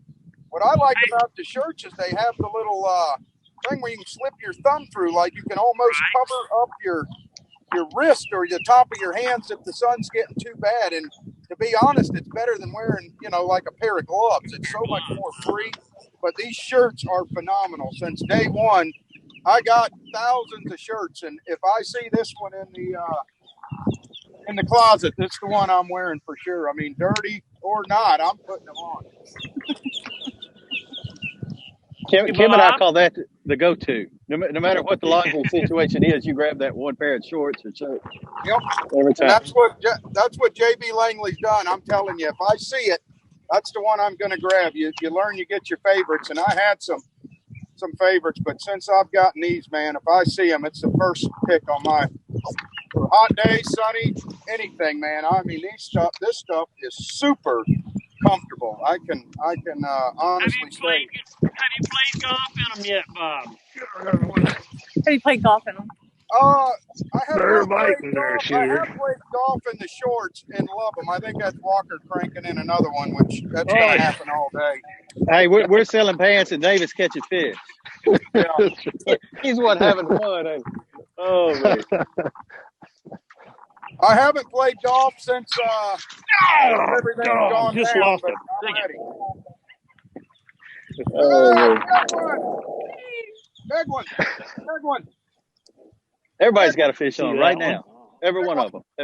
Everybody. Hey, they're biting literally all over the country.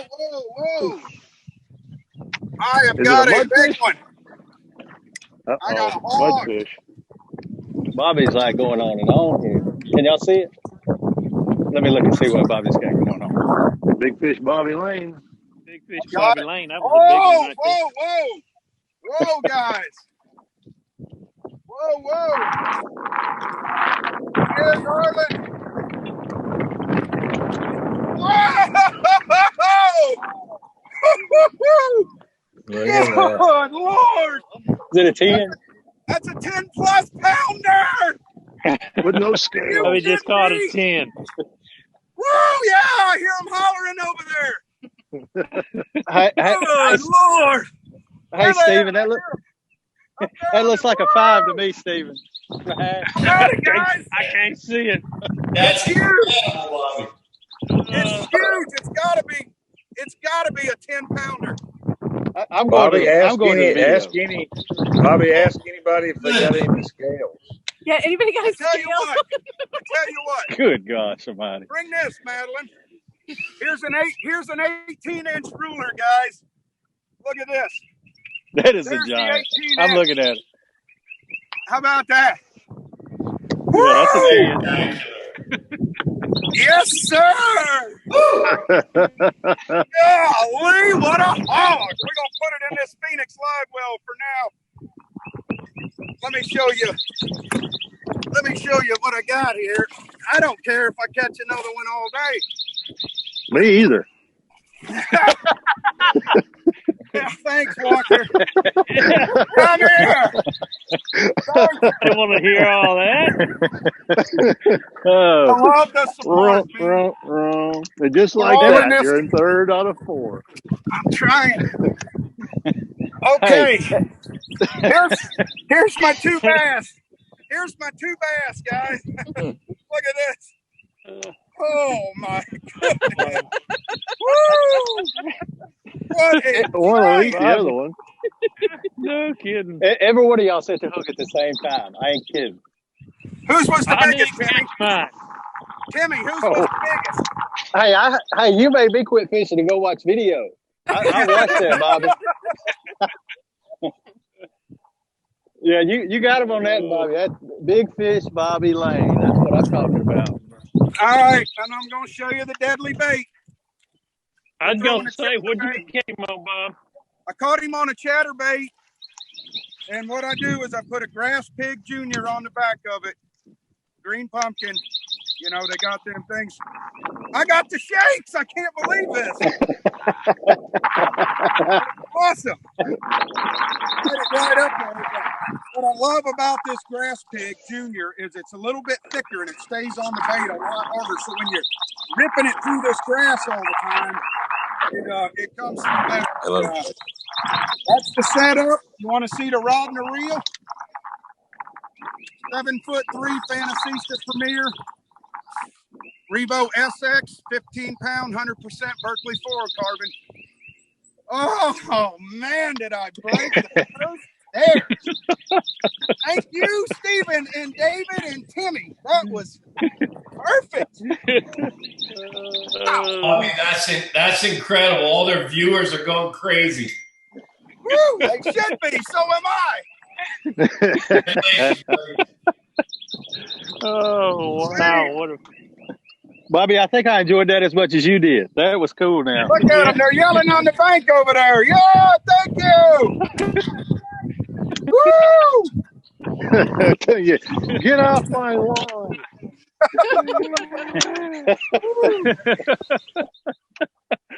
This is a private golf course. Wow. He will try to find a scale. There's plenty of boats out here. And get that thing weighed before it's over. That's good stuff. That's awesome. That's pretty cool. No, you know what was so cool was that David and Bobby and I all I mean, it was like everybody set the hook almost simultaneously, you know? That's crazy, isn't it? Mark that time, David. Mark that time. Yes, that's right.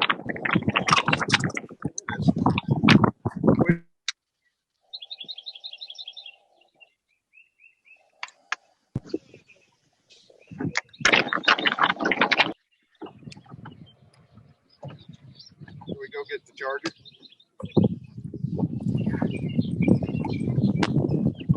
That's funny. I can tell you one thing, Bobby. Your big fish is safe, especially where I'm at. I'm just in awe right now. I honestly, Walker, you're 100% right, man. I dove in deep to grab that one, and half this JB Langley shirt is already dried up, man. That's some pretty cool stuff right there.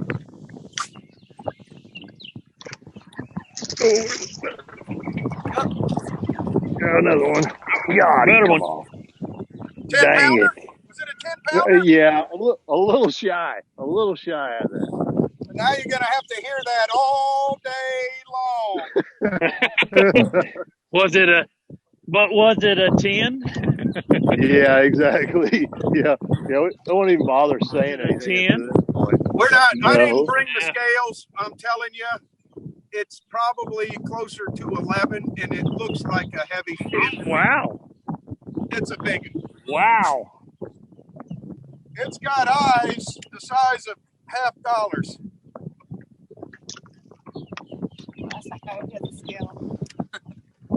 You have to social distance, so that scale's going to have to be thrown to us somehow.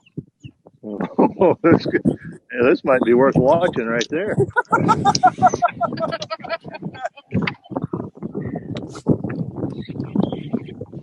What I'm fishing is, I'm fishing pretty deep. The boat's sitting in about 8 foot of water, and the grass grows out to about 4 foot, and I'm throwing the chatterbait up there, and I'm ripping it through there, and then when it gets to the outside of the grass, I'm really slowing it down. You can see where all that ripping's coming from. And then when it breaks free, I'm slowing it way down, and I got it on a low gear ratio reel. This is a 6.6 to 1 Revo SX, and it allows you to keep that bait in that strike zone longer. Believe it or not, we had a cold front come through yesterday. It was 64 degrees for the high, and I know that ain't cold to a lot of people, but we've been in the 90s for 2 weeks straight, so I was hesitant even about catching any fish, much less a giant like that. Hey, Bobby, if you could turn your camera sideways, that would be awesome. And by the way, we've got viewers that are asking again where you're fishing. They figure you fish in Stock Pond. No, I'm not fishing. Hey, the camera, number one, the camera is sideways. I hope it's working good. It's probably just the portrait is locked sideways, so I'll get it up. All right, so I'm fishing down in South Florida. I'm in Winter Haven, Florida, and I'm on the north chain of lakes. There's 2 lakes up here, Lake Rochelle and Lake Haynes. I put in at Lake Haynes, and that big one actually came out of Lake Rochelle on the outside of a patch of this grass. Mm-hmm. May have to move that camera up in this area. Did that work?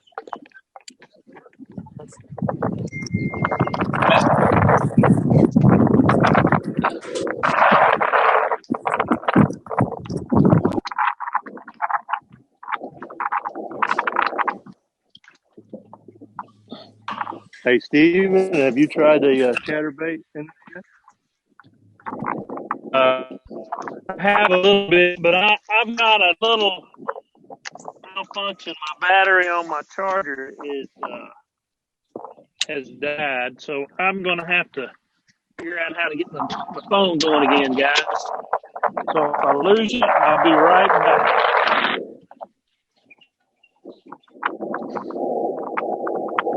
Hackney said you'd be catching him when he went off camera, so. Yeah, no kidding.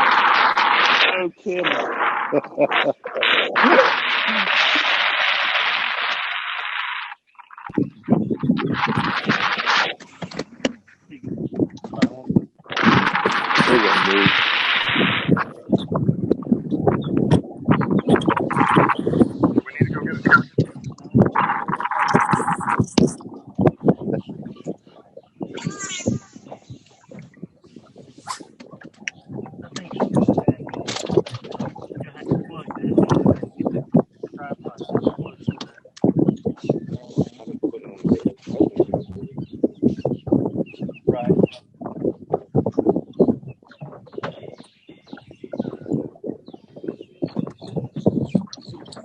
It's 65 here. It was 60. It's come up back in these pockets about 5 degrees difference than out there on the main part.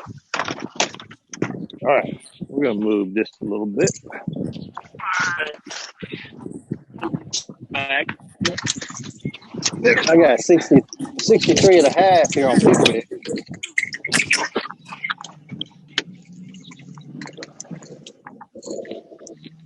'60 seems to be the consensus on about everybody, doesn't it? Yeah. Yeah. Low 60s. Can't believe how high the water is. We filmed the show here last week and just crushed them, and it is everything is 6 foot higher today. Wow. It is up. Where'd that water come from, Tim? I guess that big rain we had 2 days ago, that system come through, it hit us pretty hard. But I finally have found me some water that, you guys know how Pickwick is on the upper end. It's got a lot of islands and breaks, and I finally found some water that doesn't have current flowing through it here.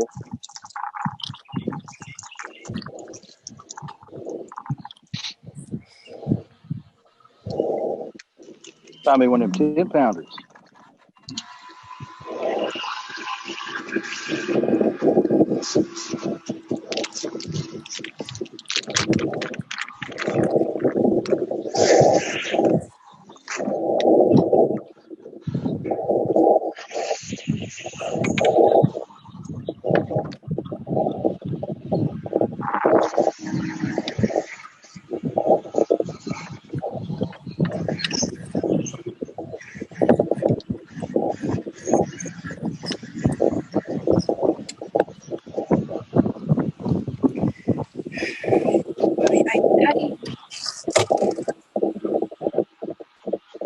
This looks good.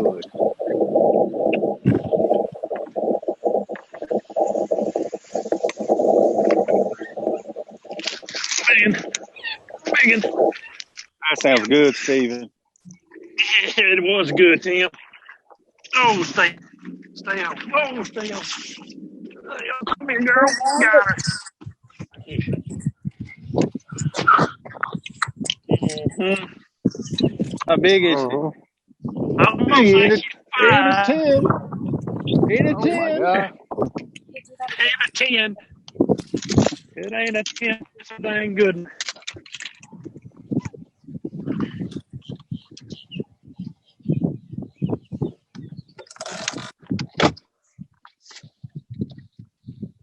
Good.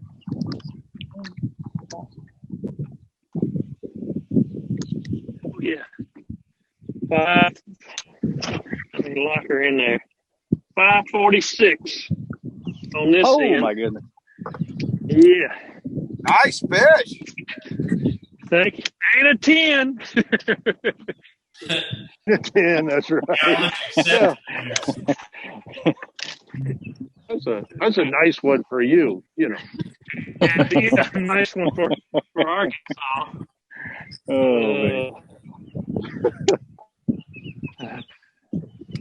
I'm gonna reach down here and reach a little bit. They're biting a little bit today. I figured this place has got some great big ones in it.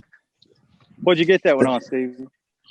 I'm catching every one of them. I caught on the 7-inch. It's called a mag fatties. It's just a big, large straight tail worm. I got black and blue. So, Stephen, the lake record there, I think, is 1364. So they live there. Wow. Yeah. And there's been some double digits come out of there this spring. I know a 111, so they certainly live there. Oh, that's guys. I looked one day this week. I was looking, just trying to find some place that was kind of small and out of the way. Really out of the way, I shouldn't say, but just kind of a place that I haven't been to in a long time. And I looked at all the lakes in Arkansas. The Game and Fish have boat ramps on, and I bet you there were 200. I mean, it was crazy how many lakes we have that has public access. And our Game and Fish has really stepped it up here in the last 3 or 4 years, trying to get our lakes, comparable to some of the other places throughout the country, and I think they're doing a great job. Sounds like you're on a fun lake, that's for sure. There's up there north of Rogers there in Arkansas. What is that? Bienville? Not what's the name of that? Bella Vista. Bella Vista. That's right. Bella Vista. Yep. Bella Vista. I went fishing there back, when we first started fishing the FLW tours, like early 2000s, and I couldn't believe the fish that were swimming in places in Arkansas. I mean, I was just blown away. They were huge. They used to catch some great big ones up there. I don't know if that's still any good or not, David, but they used to catch them. I mean, some sure enough, big ones up there for years. I went one time just to be like, okay, let's see. I doubt this very much, and man, I tell you what, it had them, and they were big. Her boyfriend was not near as big. You call both? We're not even going. Yeah, we're not going to weigh that. I don't know if that was her boyfriend or not. If it was, he liked big butts. Golly.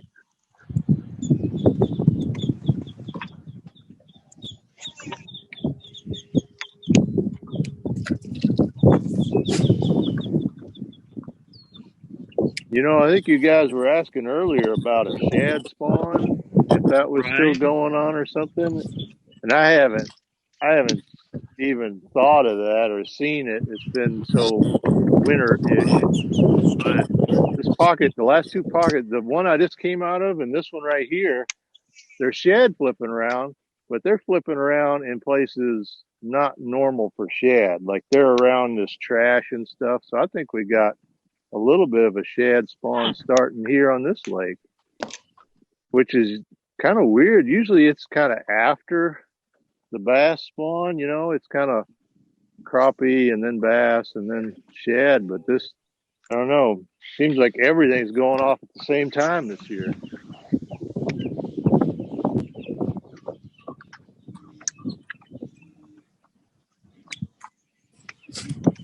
There he is. Oh, that's a better fish. I mean, he's a good one for me. He ain't no 10, huh? Bobby will say, he ain't no 10. He ain't no 10, he ain't no 4, but he's bigger than what I got in there. I mean, it's a battle for third right now.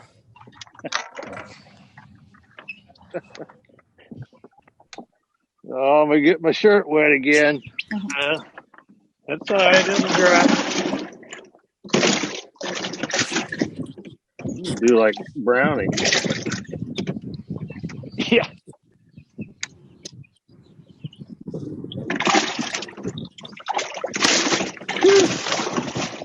You lose one, Walker? Yeah. No, I caught him. I'm culling. Okay. He culls a little bit. I caught him. I'm a culling. And he was on a spot that I bet you had something to do with that shad spawn. Real little shallow flat bar in the back of this pocket. There's nothing on it. It's just clean. And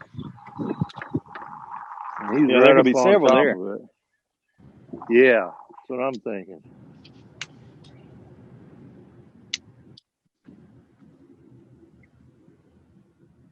He hit it like he was to get it from somebody else, Mm-hmm.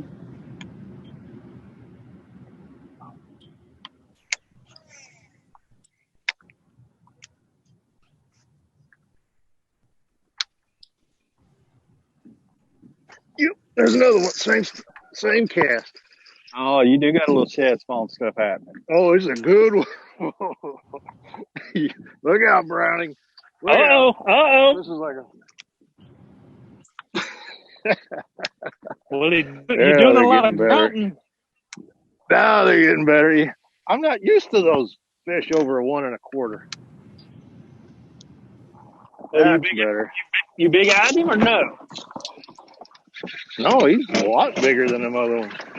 Horton's on the board. Uh-oh.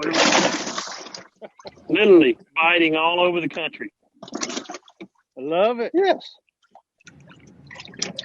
Hey, you'll like this, Stephen. That was 6 foot at the base of buckbrush. Nice. Nice. Okay. Maybe we got this little skew going on right here. Love it. Look at that tail. He is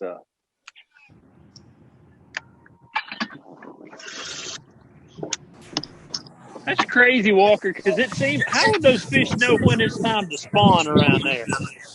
I don't know, because I ain't kidding you. Where I'm fishing at, it's got 4-wheeler tracks on the side image from last weekend. Wow. And they're already here. Like, I just want to look again. I guess they're just used to, this lake. They're so used to the water going up and down. It doesn't really scare them. Alan, what do you think? Oh, maybe not 10. Bobby got another one? No, that one again. He's trying to find him a scale. He said, "No, I'm looking at that one again." I believe he's petting when he caught. It might not be 10. I'm going to say a heavy 9. Oh, Lord, Bobby. it was a heavy. It could have been 11 a while ago. Yeah, Bobby's down there at the taxidermist right now.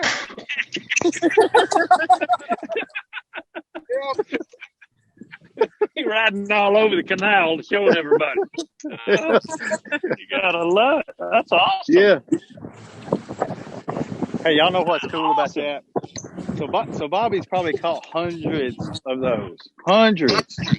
And he was like a little kid a while ago. That's exactly right. It's just as fun now as it was the first one. Just as fun as the last one. That is awesome. I think it's actually funner now, especially like what we're doing today. How cool is this that we're all in 4 different states and we're actually virtual fishing live through the technology out today is amazing. But when you can actually do it on camera, I mean, think how many big ones you caught back in the days that nobody saw but you. And now you get to show the whole world when you do catch a big one. I mean, that's what is fascinating to me. That would come off. Dang it. I just lost one too, guys. Oh, I just lost one. This canal earlier. Twilight, what do you call this thing? The dead zone. Oh, yeah, the dead zone. Yeah, that's where we got to idle through that 16 miles. Oh, wow. To the Charger. So we got you about where we had Timmy then a while ago. On fishing.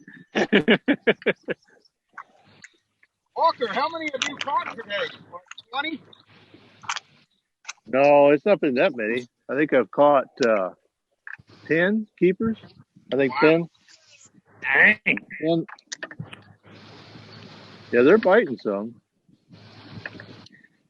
I just lost one. I think we see stroke. I think we see the earpods in tournaments in the future. This is cool as heck. I do too. Yes, I like it. Oh, dang it.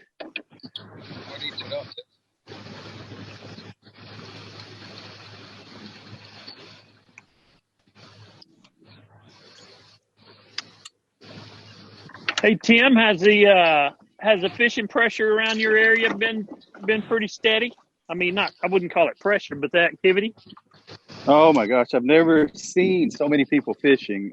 This tragedy is definitely an awful deal, but that's one silver lining is how many kids I've seen fishing, over the last 3 or 4 weeks. And the boat ramps have been full every day. So I think there's definitely been some people introduced to fishing that wouldn't have been. Right. Right.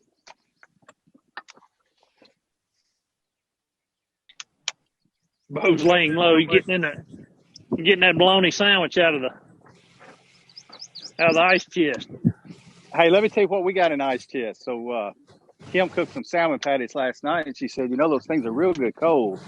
And we had one a while ago, and it was phenomenal. Everybody's going, I used to eat those. Yeah, no, I'm telling you, man, my mother used to make them. Patty them out, put a little cornmeal and whatnot in them. Uh-huh. Yeah. Yeah. Yeah.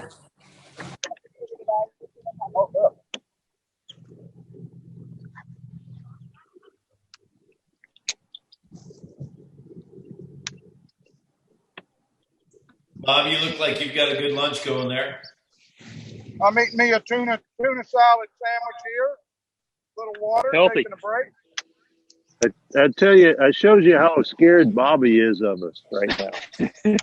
Yeah, exactly. You guys go ahead. I'll eat lunch.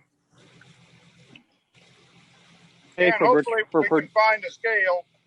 I know Stephen and David and Timmy are having a come apart thinking I got a 10-pounder. And I really, it's going to be close. So,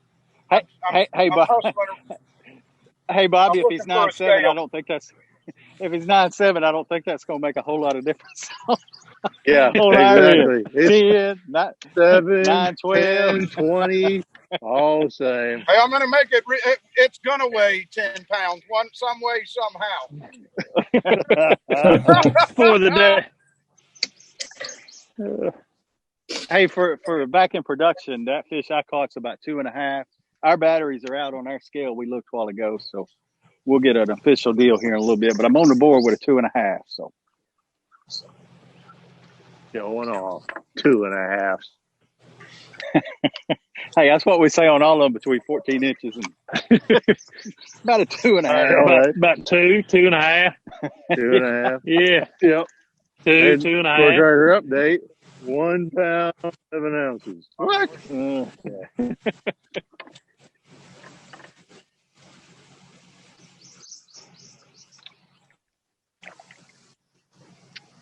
You know, with these ear pods in, think about hearing that. You know, everybody listening and Bobby hooting and hollering like that.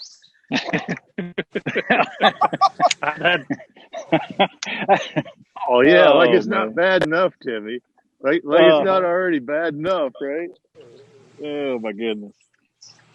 Yeah. That's what I need to hear. Ding. While we're idling, I want to say thank you to my wife for coming out here and putting up with me for 4 hours filming this. So thank you, Madeline, for doing this. Hey, she just didn't want to have to paint a garage, Bobby. You didn't want to know the list she had for the first 2 weeks. She still got a 3-week list ahead of her, but she said, "Can I take a break?" And I said, "Yeah, but you got to film for 4 hours." She goes, "Anything's better than what you had me doing laying bricks."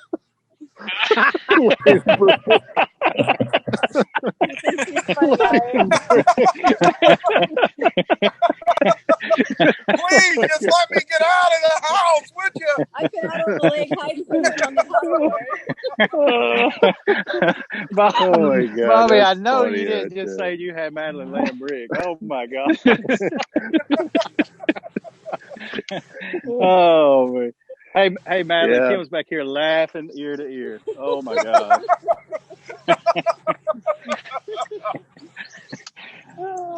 Yeah. Well, of course, Bobby didn't make her do it because she wasn't no good at it, so he made the kids do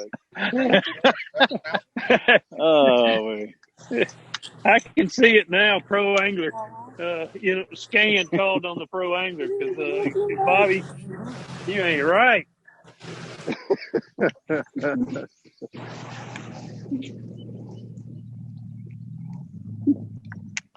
God, that's funny. Oh man.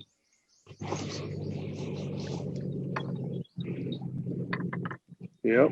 Was there a line at the Waffle House there where Hackney is, or? I thought I heard him pop in for a second. What? Oh, did he? I thought I heard him right after you popped that pen.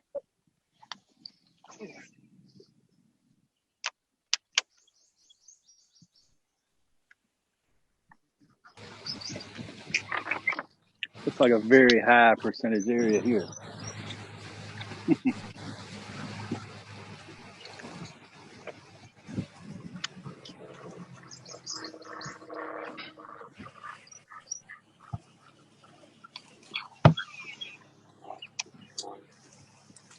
You heard any turkeys gobble this morning?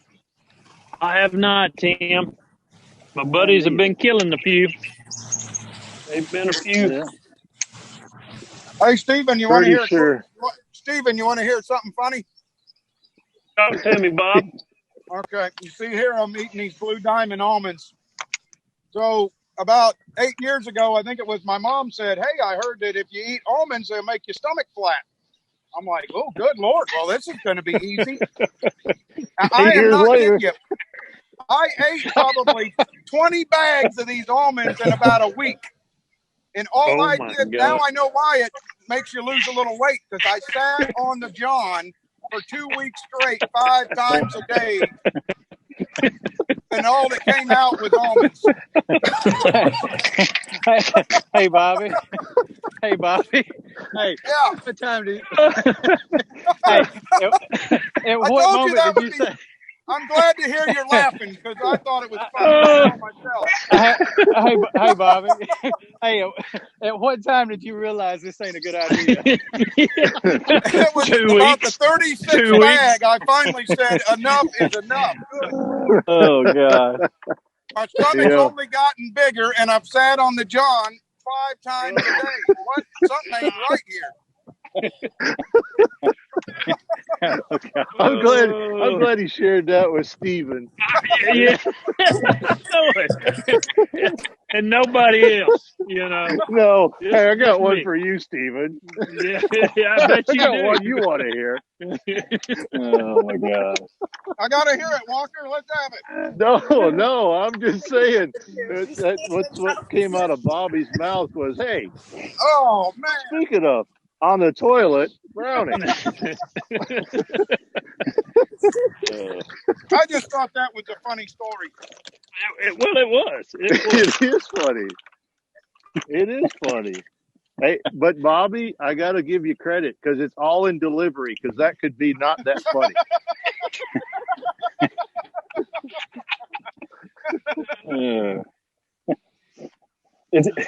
David, it's easy to crack jokes when you got a 10-pounder to lie well in. It is. Yeah, exactly. Yeah, light me up a little bit. Now I can tell you some cool stories, you know?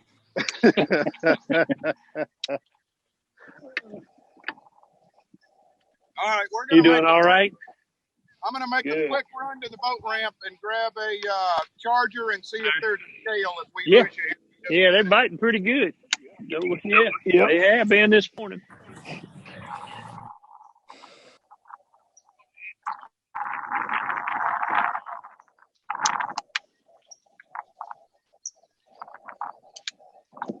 Fish are all right there on that little point. Every one of them? Yeah, I got one little flat point in the back of this pocket, and pocket's got a lot of cover in it, but the water's getting clear. But them shad are getting pretty thick in here, and all them fish are on that one little flat bar. Caught 3 there. Same old cast. Missed 2 others. All right, fellas, we've got now my head. We have viewers asking just a few more questions. We've got, a bunch more just coming on, so they'd love to hear what you're fishing, what's your strategy, water temperature. You know the drill.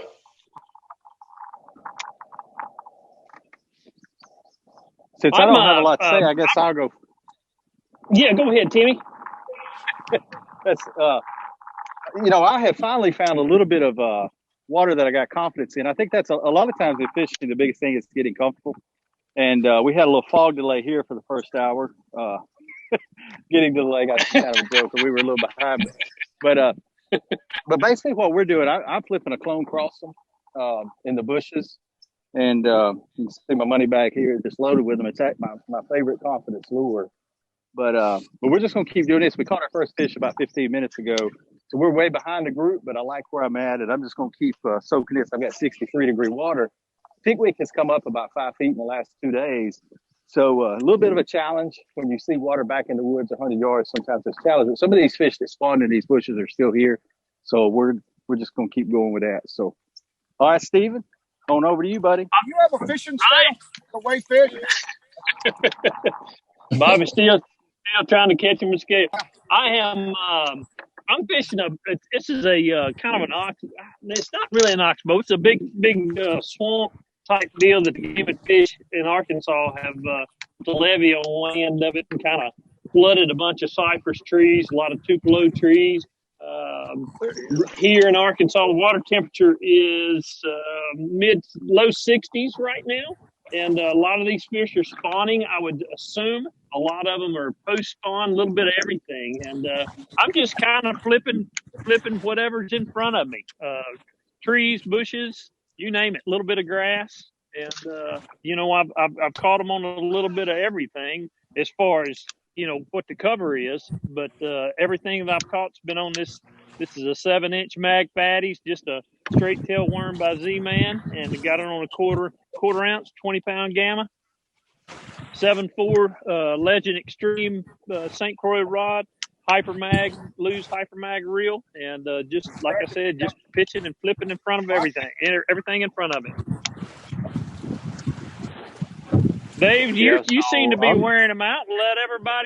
Tell everybody what you're doing. All right. Yeah.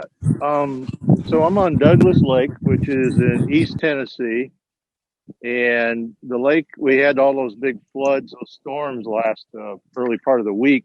And so the lake has come up 10, 12 feet in the last few days. But that's not all that unusual for this lake. But it's now up into the willow trees. We got willow bushes in the water. We got bushes in the water. And we got some real dirty water that's clearing up. So it's kind of a good combination, to be honest with you, because the water's getting cleaner, not the other way around. But this morning I started in the back end of the creek and I was just flipping. I was flipping my Signature Series jig from Z-Man with a Ninja Crawl trailer on the back of it. And that's on a G Loomis flipping stick with a Shimano Corrado K reel using 22-pound Sunline. And because the cover's pretty heavy, it's a lot of wood, a lot of thick stuff. And I caught a couple fish doing that. And I just kept moving around. And in between places, I was using a chatterbait and a spinnerbait. And it seems as though here in the last hour or so, the last 2 pockets I've been in, I've been able to catch multiple fish on almost the same cast. And I think there's some shad beginning to go on a shad spawn around here. So now my chatterbait has become much more important because I can reel it through any of that cover.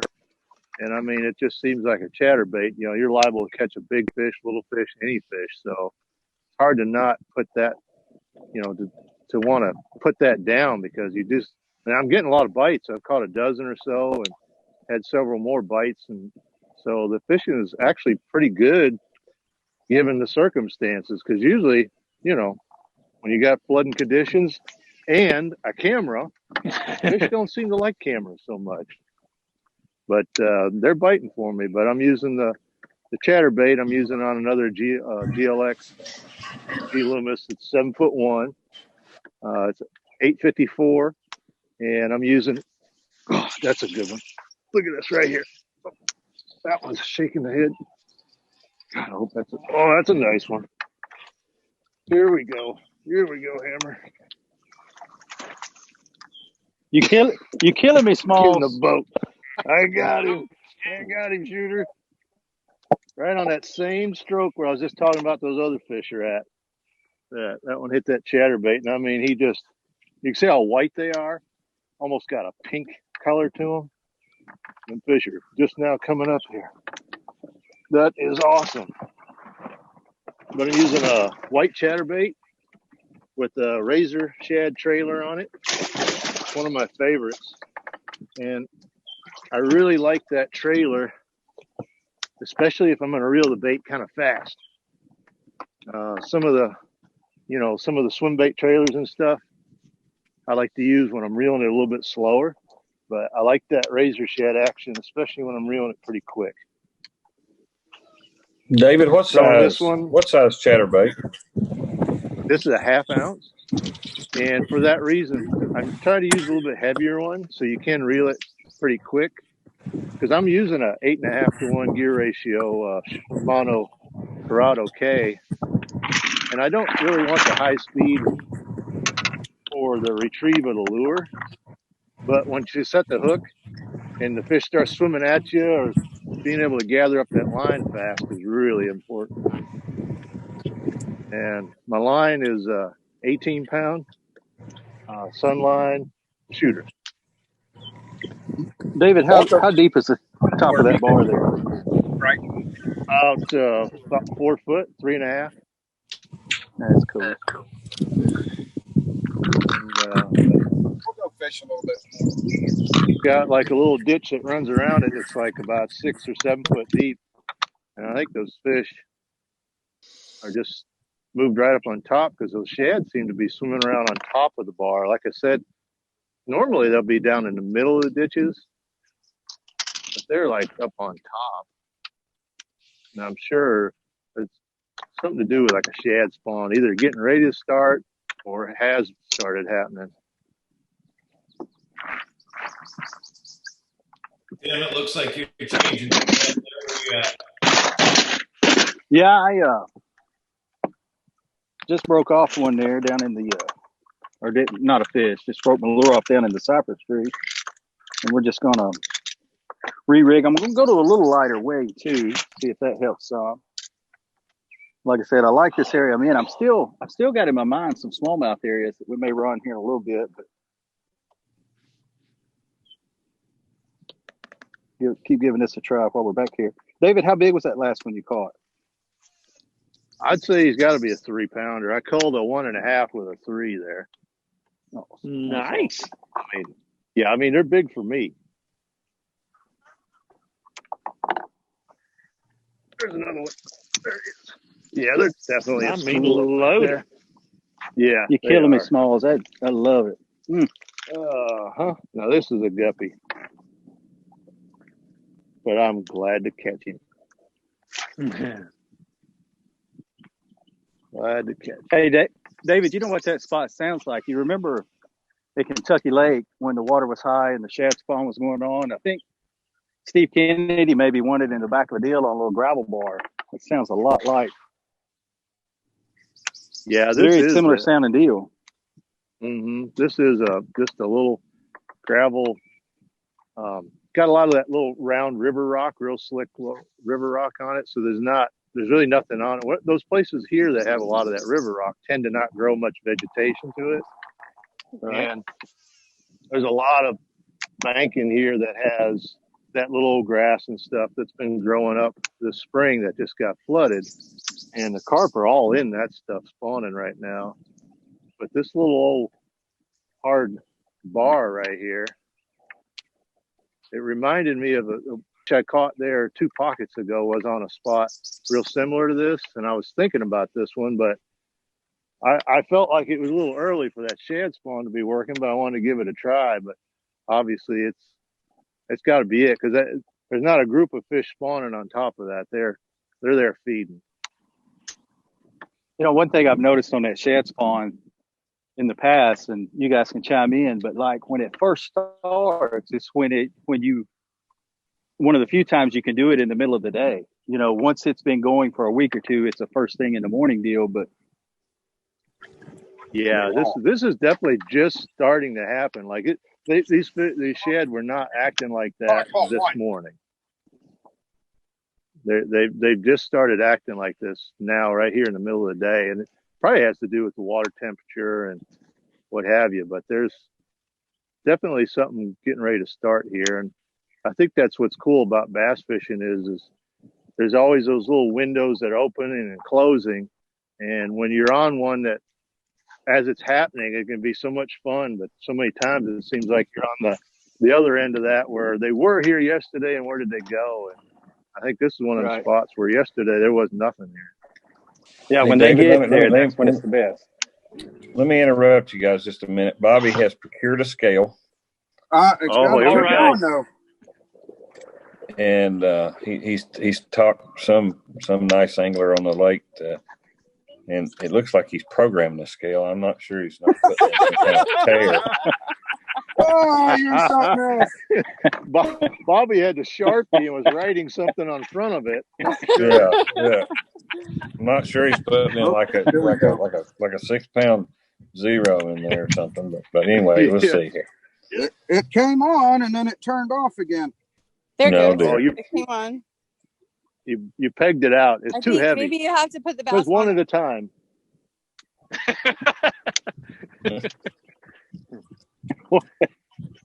It was on, and then I turned the batteries, and it came on and then went off. Maybe batteries. Yeah. Probably dead batteries. Well, then it weighs 12. I knew it. I knew it. All right, I tell you what, this scale don't work, but we got two guys here that I picked the scale up from. We'll ask them and get an honest opinion if we don't find a scale. We'll give them to give us our honest opinion. How's that? There you go. You know, if you're a fisherman, you got to throw that word honest in there, you know. Yeah, exactly. Yeah, the old opinion scale. How's this going to work? Okay, let's see how good they are. We'll show them this one first. How big's this? Okay, that's 1.7 pounds, they said. Okay, let's get their honest opinion on how big this fish is, guys. I didn't hear that 7, did y'all? 1.7. I got at least a 9+ pounder is what they're saying. I'm saying 9.5. All right, now I got a 9.5. They're saying, right? Absolutely. That sounds like an one guy said it was that one guy said it was the biggest mudfish he ever seen. That's a beast. They said it's close to 10 pounds. But we will keep looking to find a scale that works. Thank you, guys. Thanks, guys. Here, Madeline, let's do this with these nice guys. These are my new buddies here. Here we go. You want to give me, I don't have a way to take a picture. I'm filming you. Yeah, I'll give you my phone. Yeah.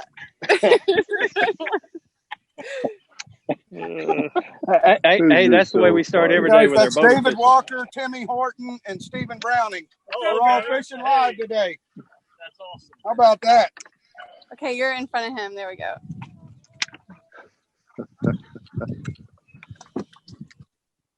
Okay, I took a few.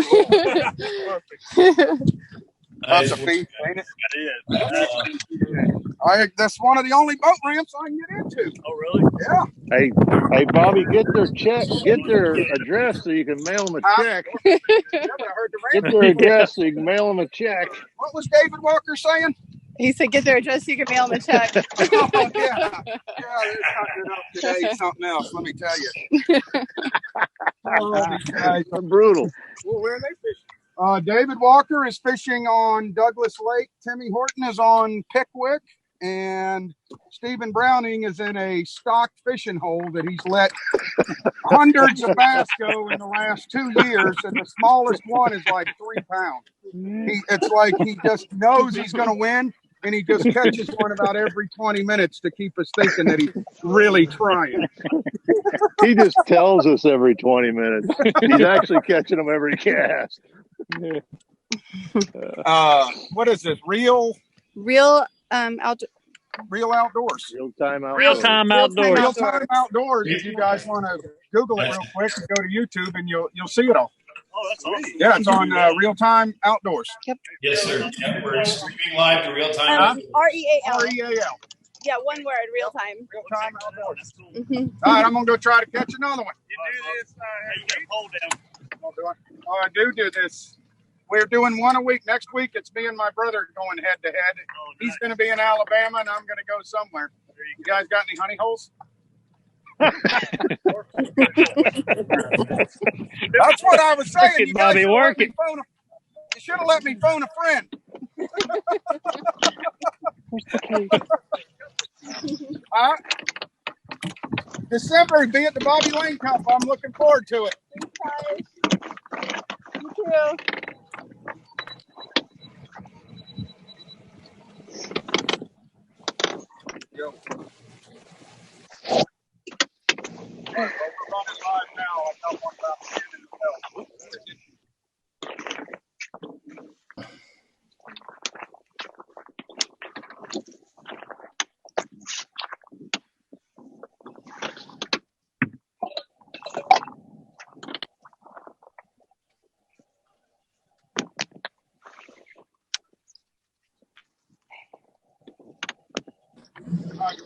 Oh.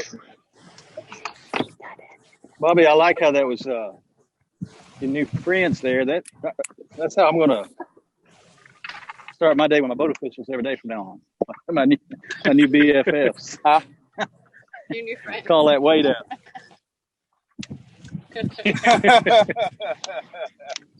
Stroke them a little bit. Yep.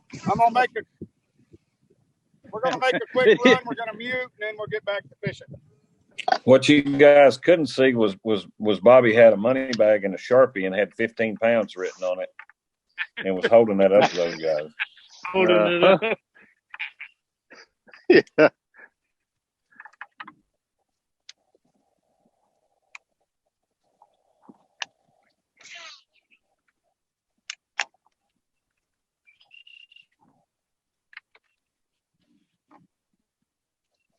Stephen, how many boats have you seen this morning? There's been about 10 or 12 boats out here. I just came by a boat ramp. There was only 3 or 4. It's a little cool this morning. That's probably what has some guys kind of backed off. They said that I ran into a guy up at the ramp this morning, said that they had fertilized this lake just a few weeks ago, like 10 days ago. So a lot of times what happens when they do fertilize the lake, it gets pretty bad for, a week or so, about 8-10 days. And then those fish will kind of get out of that funk, and then they'll start biting. And that may be what's kind of happening today. What's the fertilizer? What's it do? What's that? Oh, it just it just kind of brings the nutrients in the lake up. It's they do that a lot in some of these smaller places in Arkansas that they don't have a lot of natural runoff in. So it just kind of helps them, cool. Helps them stay healthy. I get you. That's cool. Yeah, the lakes here on the Tennessee River have changed so much. Years ago, like the watercolor always used to have a lot more color to it, real green looking. Right. But all the banks were surrounded by farms, cattle farms, corn, soybean, all that. And all that runoff is now gone. It's houses and, a lot less vegetation. And so you just don't have that fertilizer like you're talking about that ran off into the lakes anymore. It's just not there. The lakes have a lot less color than what they used to have. I think it's it's really more for the bait fish, to kind of start growing some of those little bugs and stuff in the water. And, it's more to keep that bait fish population healthy. And that, that just kind of goes hand in hand with the game fish. Oh yeah. You got to get that zooplankton growing. Uh-oh. I got one wrapped me in a bush like no tomorrow, y'all. That's a good one too. There is. Get him, Timmy. He's still on there. You're going to have to jerk harder, Timmy. I got him lodged. Well,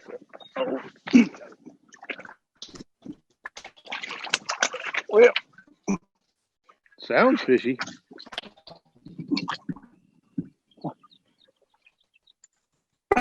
We got him. Oh, yeah. Boy, we are going to. Can y'all let me give got him in the tongue. I may let this one go. But we're going to get a 2.5. We're going to say 2.5. I'm going to let this one go, guys. My battery's dead.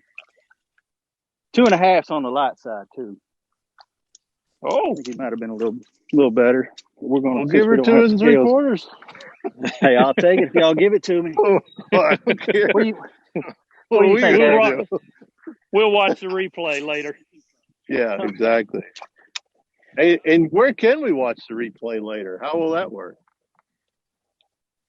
Good question.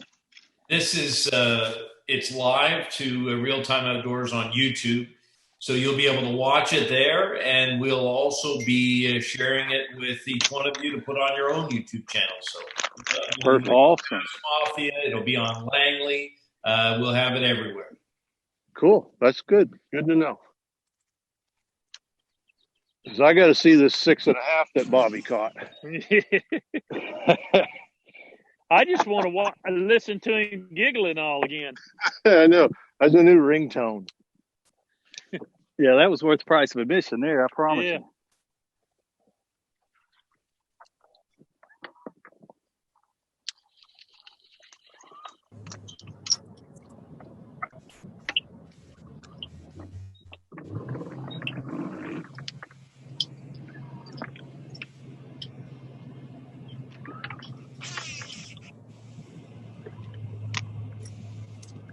We've got Jeremy Starks joining us here shortly.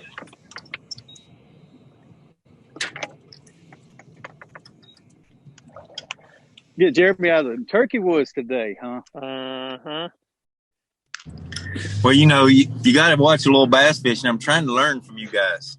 You beat me up on tour for so many years. I got to get on here and watch and learn something. Mm-hmm. You're going to learn a few bad jokes. About it. You know, Jeremy, as I recall, the last time we were on Lake Douglas, you kind of showed out a little bit. A little different situation today with the spawns. Yeah, I had to ask David something. When we were there that particular year, I noticed he was talking about the water had came up so much.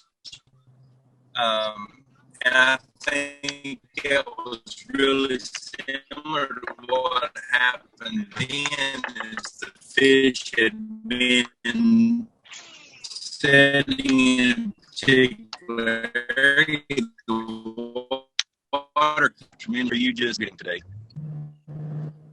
I don't know that he heard me. No, you're breaking up pretty bad. Service is really bad, Jeremy. How about now? Yeah. Can you hear me? Yeah, it's better.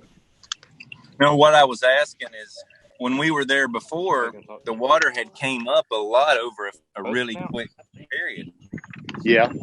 And those fish just kind of stayed right where they were. Have you been seeing any of that on Douglas, or is just everything pretty much been shallow and staying at coming up with the water?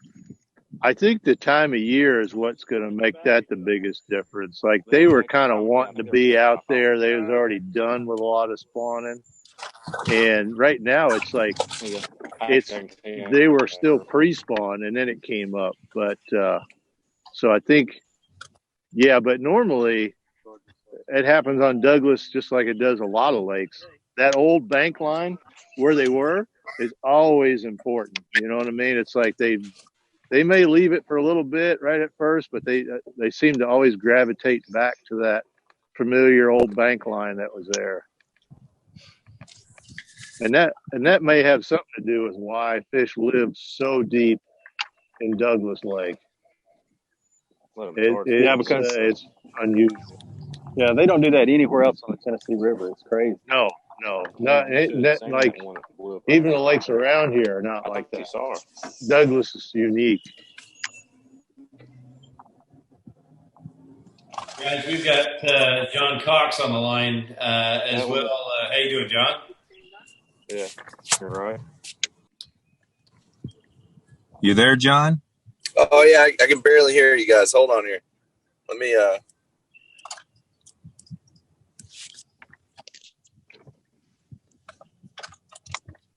Oh, yeah.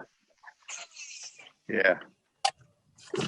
All right, so I was reeling my chatterbait up to make another cast, and there was 2 shad swimming with it. Oh yeah, shad spawn 100%. Yeah.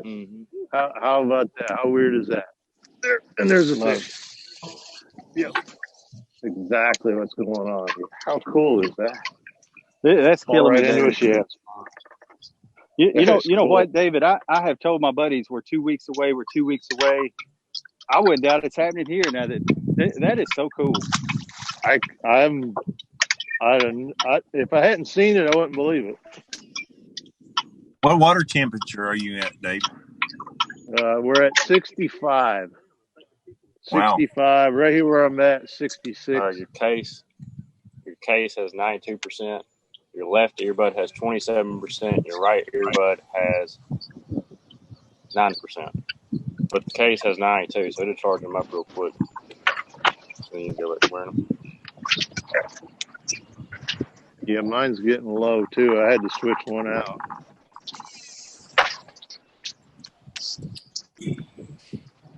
Hey, John. Bobby. John, you with us? Hey, guys. What's happening? John, what have you been doing in this off period? I've been working on the house a lot. It's been pretty rough, man. I'm really ready to get back out there. I fished a little bit. We went and fished this lake the other day, and the cops came and kicked us off in like an hour, and we had to pull it out. And they were going to write us these warnings and stuff, but so that kind of stinks. But I think we're going to get back to going here hopefully soon again. Sounds like you're about to get run over by a train. Yeah. Hey, can you see where I'm at? Here on You got a backdrop. Yeah. That's how I'm wishing I'm fishing. I'm actually in the car riding at Chipotle.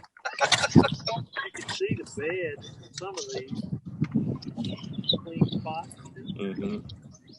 John, how's your pet fish? You still feeding them daily? Yeah, I don't. They're doing good. I started them. The shiners were costing so much money to feed them, so I transferred them over to bologna. Just feeding them bologna every day. Oh.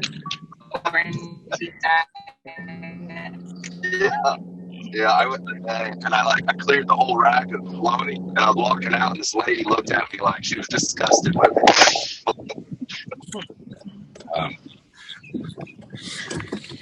And that's what we learned about bass fishing today. They will get bologna.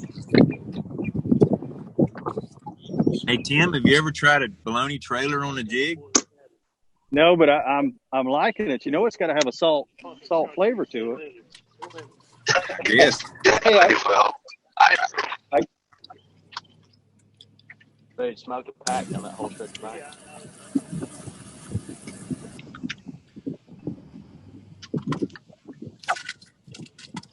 I heard a hook set. That was Bobby Lane throwing one shoelaces. I thought you turned and looked at it.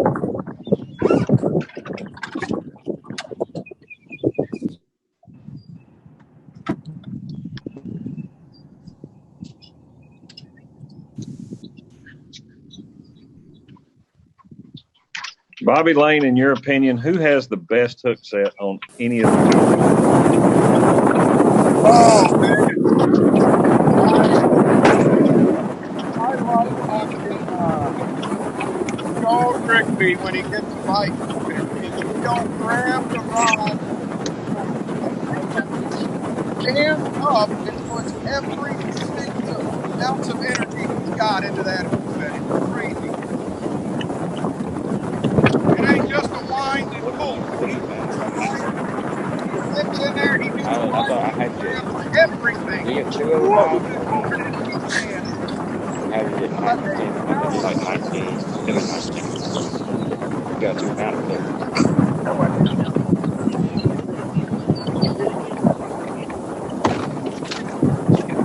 Go catch that one you missed. Huh? Go catch the one you missed. I think he's back there. Here.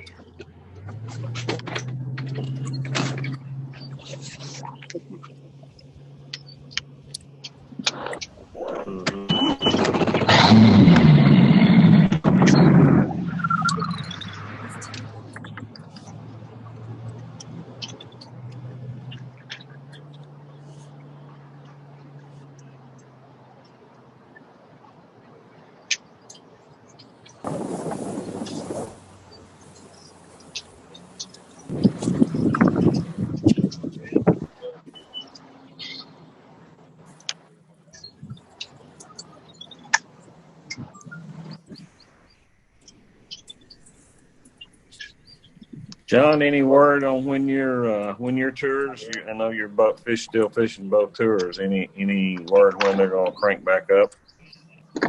I was actually couldn't sleep last night, and I was looking at a lot of them, and the way it's looking, it's not looking too good to fish in both of them. I'm gonna probably have to miss one or two, and maybe miss a full day of practice. But we'll see. I mean, I think we're gonna go back. Different states are gonna go back at different times, so maybe I think there's still gonna the schedule's gonna change a little bit, probably. Yeah, I heard yesterday, unconfirmed, that y'all were coming to Dardanelle here in July.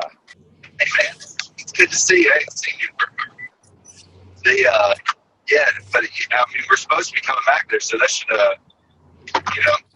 I don't know how July will fish there, but I mean, at least hopefully we'll still be able to get that one in. Yeah, it'll be really hot and really humid.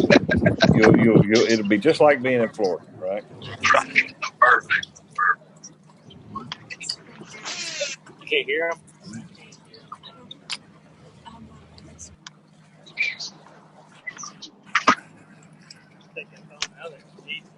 Hey, guys, to all of you that are actually fishing this right now, what is it like being able to talk to the other competitors? I mean, I know we're all doing it for fun, but it's still, you want to win. It doesn't matter if you're fishing a Club Derby or the Bassmaster Classic, you still want to win. But what do you think of it like that? I love it. It's the coolest thing. It's Can you hear him? look, I think the coolest thing I've seen this morning so far was, when Bobby caught that 10-pounder or 6, whatever it was, a 10-pounder was that 6.5. There you go. But I mean, Steven's got a big one on. David sets the hook, and that was just cool to see. I mean, that's stuff you don't know till you get back to the weigh-in and how people have done and what's the day. You're just never going to see that. So that was really cool. Is Kim coaching you? She hadn't said a whole lot back there. She's just back there hanging out. I think she's getting a suntan more than anything. So yeah, I absolutely love it. I think it's great. I've done more laughing than I have fishing today, listening to these guys hem haul around. It's actually super enjoyable. It's fun to listen. Open it and don't take them out. It's good stuff. I truly enjoy it. Yeah, I agree. It's really fun. It's like, because when you're fishing with somebody in a boat, you just kind of just put them in. Boat together because we're all just kind of fishing and talking back and forth. So it's, I really like it. I had no idea what to expect, but it's cool. I think this is. I'm with Timmy. This has got to have some traction because I see this happening more often. I really do. This is cool. I don't know if you're Bluetooth without leaving. Steven, is it killing Bo that he's not fishing right now and he's having to watch you? He'll send us another invite. No, it's still good. I don't think he heard me. He's calling 6s.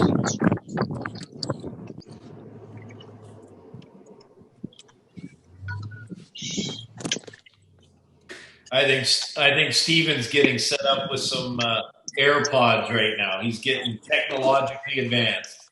Oh, nice. David, since I got a question for you. Since the bladed jig has come out and really become mainstream, right? And it's become a crutch for me personally, and for so many other people I know. Give us some chatterbait. Give us some bladed jig do's and don'ts, if you will, and give us a tip or two if you don't mind. The more I fish the chatterbait, which is a lot of years now, the more I realize it's not very situational as I once thought it was. It's not just a good grass pre-spawn bait.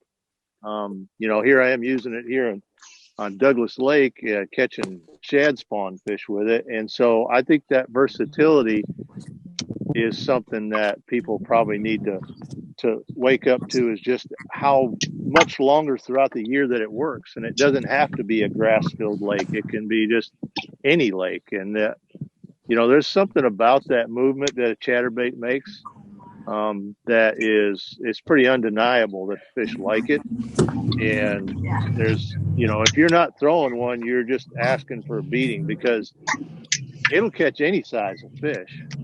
But I think the one thing for me is I like the fish to chatterbait to where it is near whatever cover it is that I'm fishing. And the way I phrase that is because, like, even if I'm fishing deep water, I'll keep the chatterbait close to, like, say I'm fishing a marina dock or floating docks. I keep the chatterbait up and near that cover. If I'm fishing a grass lake, I like to keep the chatterbait down in around whatever cover it is. I like to keep the bait close to that type of cover, whatever it may be. And then I think trailers is probably the next biggest thing, as far as, you know, you can really change the look of the exact same chatterbait by adding, say, a big 6-inch trailer to it, or just a little, like the old original split tail that it came with. Make that bait look a lot different. And so for me, I basically used like a turbo craw a bit when I first started using it, but now I've become quite a fan of this white one. Oh, there was a bite right there. Of the razor shad. I like that look a lot. So, and they all work. I think that's the cool part about it. You know, fish what you got confidence in, but chatterbaits the most. The white ones, black and blue, green pumpkin, those three you gotta have. You got to. And then once you get those and you get catching them, you get addicted to it. Next thing you know, you've got all the colors of them, and you know, they all work. We saw this year that red one. Boy, that thing really took off. You know, people went crazy getting that red one, and you know, it worked well, but the old white and green pumpkin and black and blue is still working, I promise. And do you two follow-up questions? Do you throw a 1/2 ounce more than any other size? And do you throw it a lot of the same applications as you do a square bill? Yes and no. So the 1/2 ounce is probably my favorite one. The 3/8 is going to be very close second to that. And the reason I like a 1/2 ounce one is because where I live at, I tend to fish. I got to fish a little bit deeper stuff. And if I was fishing like cypress trees all day, I think maybe that lighter one, because you can reel it slower and really slow it down. And that's when I'll go to my lighter one, is when I'm going to really want to reel it slow. But most time I'll use a 1/2. My square bill is still a bait that I like to use along bluffs or around a lot of woods, say lay downs, bushes, things like that, that a lot of baits just won't come through. A square bill will. But that square bill, that big wobble action, that vibration it puts off is so similar to a chatterbait that I think, you know, the fish reaction would probably be very similar. But I'm still a big fan of the square bill. And even spinnerbaits. As you see, I got one on my deck here today. 2 years ago, I just about quit throwing spinnerbaits. But now I realize that spinnerbait has been around and has caught so many fish over the years that ignoring how much history that bait has and how productive it's been would be kind of foolish. So to me, the chatterbait has taken a place on the deck of my boat. Everywhere we go, I'm always going to have one tied on, but I'm also knowing that I don't want it to be the only bait that I have.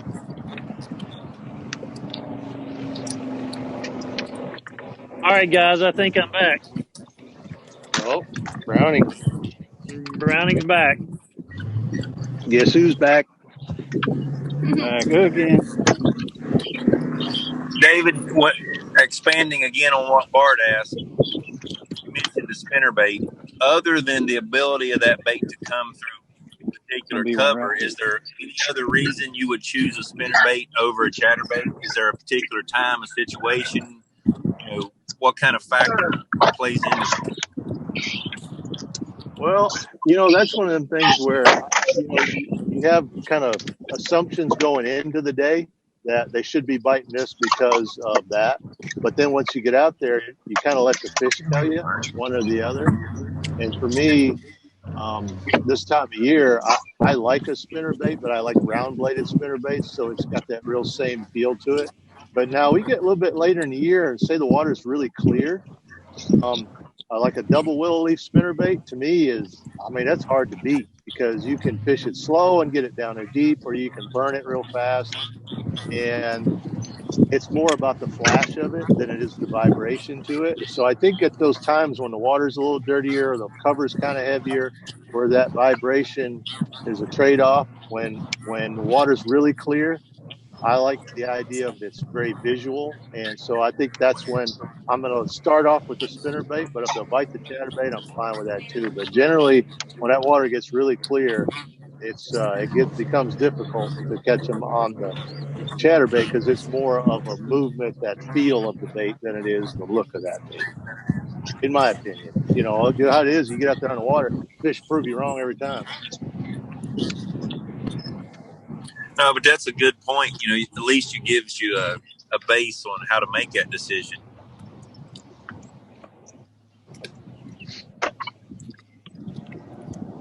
Yeah, I agree. Fishing has always been as much or more of an art than it is a science. And I think that's why you've always got to you got to fish confidence. You got to keep an open mind because, man, it's not always a if this, then that. There's so many times where you'll be like, can you believe this happened? Or I couldn't, this happened. It was just so strange. Like, why were they doing this or why were they doing that? Those fish will always fool you doing stuff like that. There's never an absolute that if this happens, then you have to do this. If it was, you could learn how to fish, school book taught and be an expert at it. But those fish, they do what they want to do, and they don't always react if this, then that.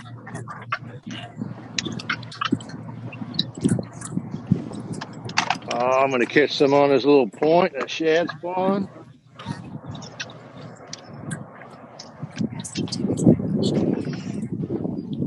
I done got me 2 more here, guys.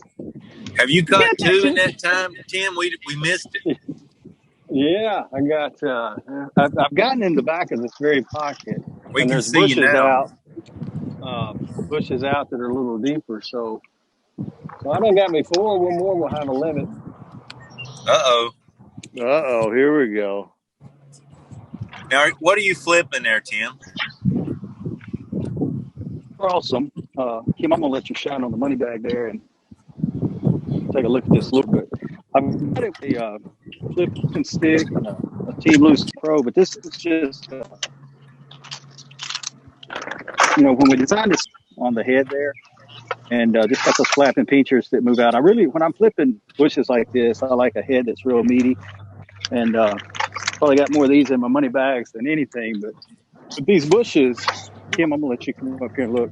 But really, what we're trying to do, like we'll take this one for example right here, just try to get right in the center of it, and that's where both those fish were. And you can see on the depth under here, we're in 4.5. So they're down at the bottom of them. I'm imagine these fish were spawning on them before the water came up, and those were pretty quick. So, but anyway, that's kind of what we got going. We're about to the end of it here, though, but this should be a pretty high percentage area. Yeah, thanks for explaining that. So you think they're just sitting down there at the base of those deeper bushes and not, or is it where you can't get to them, where that water's come up? You think there's fish in behind there that are up shallow, you just can't reach them? Yeah, I'm sure there is. I mean, I can see back into the woods here, and it's the water's as far as you can see. So, similar to what you guys were talking about that original shoreline earlier, there's just something magical about that. Now, we have a lake here that gets drawn down that I live 16 foot every year, and that water can keep coming up, and they just stay on that old shoreline. And I don't know, I guess it just becomes home to them. But it is fun wrestling them out of these bushes with its braided line. That was pretty cool. When you're in a place that just looks fishy, what we're seeing on the screen, it looks really good where you're at. Yeah, I love this. I guess you'd call it this debris that's kind of washed up in these bushes too. Creates a little bit of a canopy, and man, that was fun to yank them out of those bushes. I'm not getting the size those guys are, but it feels good to get close to a limit. But dang, can't you get us an hour head start? I don't know that would be helping me a whole lot with what you guys are catching. Oh, okay. Hey, I tell you what though, Stephen, it's really cool seeing the different patterns. I mean, I was listening to David talk that, and I'm just seeing it in my head, in my mind, what he's talking about on that chatterbait. And I can see you on those cypress trees down there, and Bobby, he's going to catch a 10-pounder no matter where we go. That's just his MO. But this is really cool. Yep. Yeah, I see Bobby with that frog popping around the bank somewhere right now. Did he catch that fish? Oh, he caught it on the chatterbait, didn't he? Yeah, he did. Yep. Bobby, how big was that first one you had on the frog? Between 1.7 and 1.9.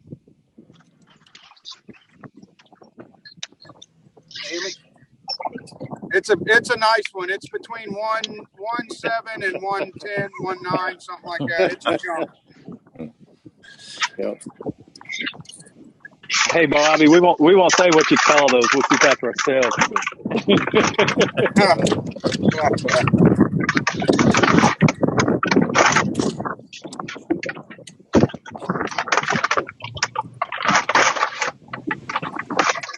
A very high Bobby, who's got the biggest? Who big eyes them on tour more than anybody?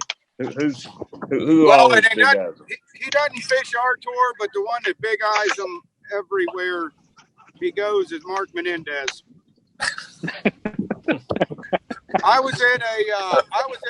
we were at a Harris tournament one time, and I caught a big old bag the second day. I had 28 pounds, and somebody's, Berkeley was paying Berkeley big bass back then. You could make an extra $3,000 for catching the biggest bag of the day. And they said, you're not even close. Mark Menendez has 32 pounds. He's got 4 over 7. I said, well, that stinks, man, because I feel like I killed him today. And I did. And the crowd went wild and somebody weighed in. I said, who was that? They said, Mark Menendez. And I was on my phone looking at the leaderboard, and it said, Mark Menendez, 24 pounds. I said, what? Maybe he got caught penalized with one of them big ones or something. And he had his 4.7s, his big fish was 6'10". So the good news was is mine weighed 28. And I thought I had 26. So it worked out well, but he's done that on several occasions where he just, I guess, maybe 6-pounders turn into 8-pounders, but that's not a bad problem to have if you're catching them that big. Yeah, well, I think we all could agree on giant. Oh, God, giant. Oh, yeah. I think we know who that is, Walker. I can Ellie. Hey, have you ever beat your head on a steering wheel? That's all I want to know. Have I ever what? Have you ever beat your head on the steering wheel after catching a really big fish? No, I have not. I have not. No. Never really thought about it either. No. No, I've wanted to do that after the weigh-in.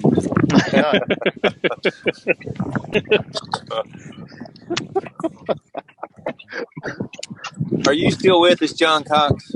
Yeah, I'm here. Have you ever beat your head on the steering wheel? No, I usually wait till I get back in the truck after that. Never in the boat. But going back to talking to David about the chatterbait and spinnerbait. David, what do you think line? Like, what's your thing on line? Are you a 20-pound fluorocarbon, or do you ever throw it on 15? When you're throwing the chatter out deep, no. Because with the different stretches and stuff, what is your take on all that? Right. Yeah, I mean, if you're going to really try to get that thing down deep, like some of those new ones at 3/4 and stuff like that, you're obviously going to have to go down in size. But I use 18-pound shutter or 20-pound sniper on my chatterbait. That's just it. I've used different sizes, and to me, those are by far my favorite. And I use the 18 probably more than I do the 20 at this point. I used to go the other way with that, but now it's probably 60-40 where I've got 18-pound shooter. That's just such a good line, and it's so sensitive. You know, early on I was using braid quite a bit, especially when we first started using this. Everybody used it in Florida around grass. That was it. And I tried braid with it, and that, that the feel is great, and you can kind of cut it through the grass. But honestly, I think the fluorocarbon does a better job of not losing fish, because I don't lose many fish on a chatterbait. Whereas when I was throwing it on braid, that was not the case. I lost a lot more on braid. Huh. You guys glass rods or graphite? Glass rods or graphite on your chatterbait? I use graphite. I use a GLX jig and worm rod, and I know there's a lot of guys who use graphite. Brett Height, he's a good friend of mine. We travel together when we're camping and stuff like that. We camp next to each other, and his theory on the chatterbait rod and mine are pretty much polar opposites. I do not like to use a composite rod on a chatterbait. I just don't like. I don't like the feel of it. I don't like the my hook set into them. I visualize the chatterbait to me as basically a swim jig, and it's got a blade in front of my swim jig, and I do not want to use a soft action rod with my swim jigs.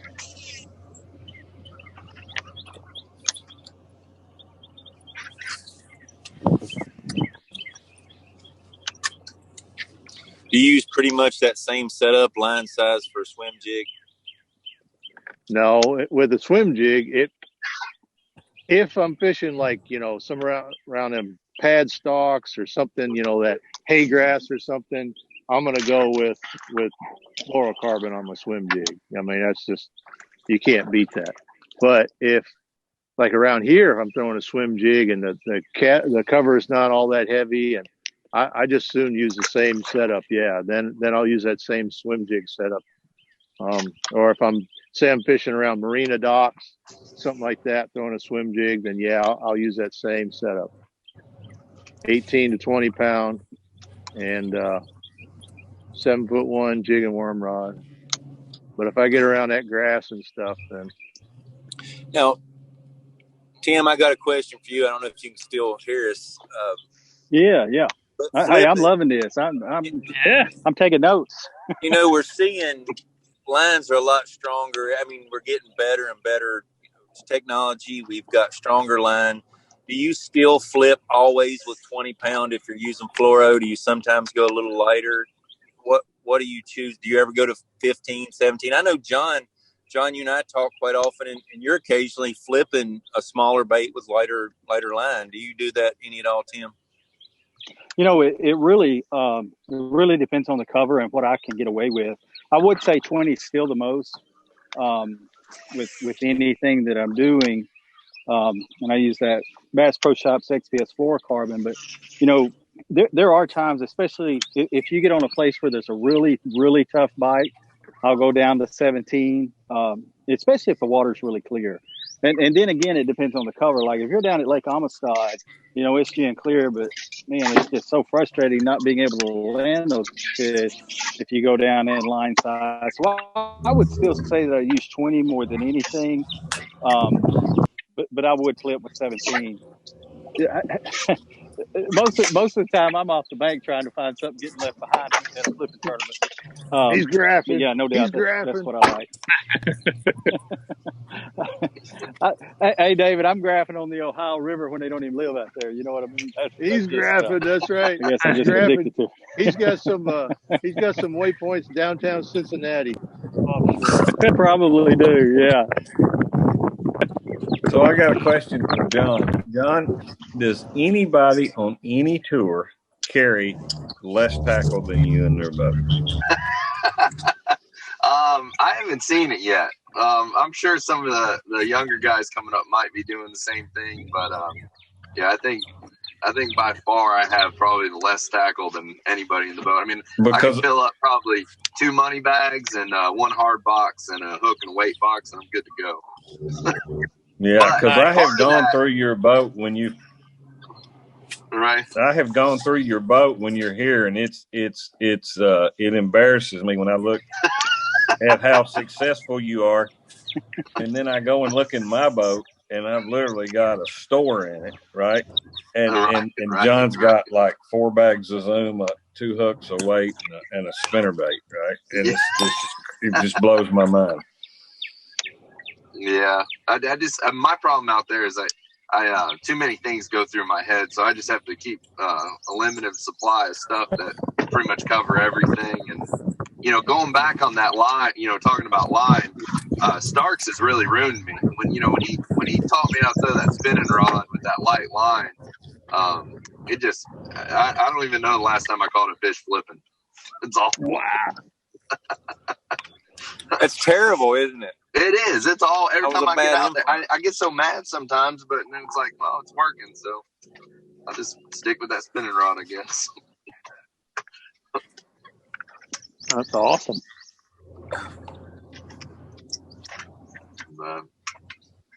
Yeah, I mean, I think that's an applied thing that John's using there. Like when you first started fishing, like somebody was like, you need to learn how to throw a jig or whatever bait it was. And the best way to do that was to take only that with you to the lake. And then you would learn how to use it. And I think, but the problem is now I take everything I ever heard of to the lake. And I'm like you guys, I open the lid and it's like flush with the top. Like I look for a spot to put, I can get one more thing of this in there, but. How about this one? Oh, Bob catching them. Nice. Hey, Tim, I know how much you like to crank. Yeah, Walker, does that count? Everything counts, Bobby. That would make a nice little sandwich, wouldn't it? That just shows you power bait max scent, guys. 45 times power bait max scent.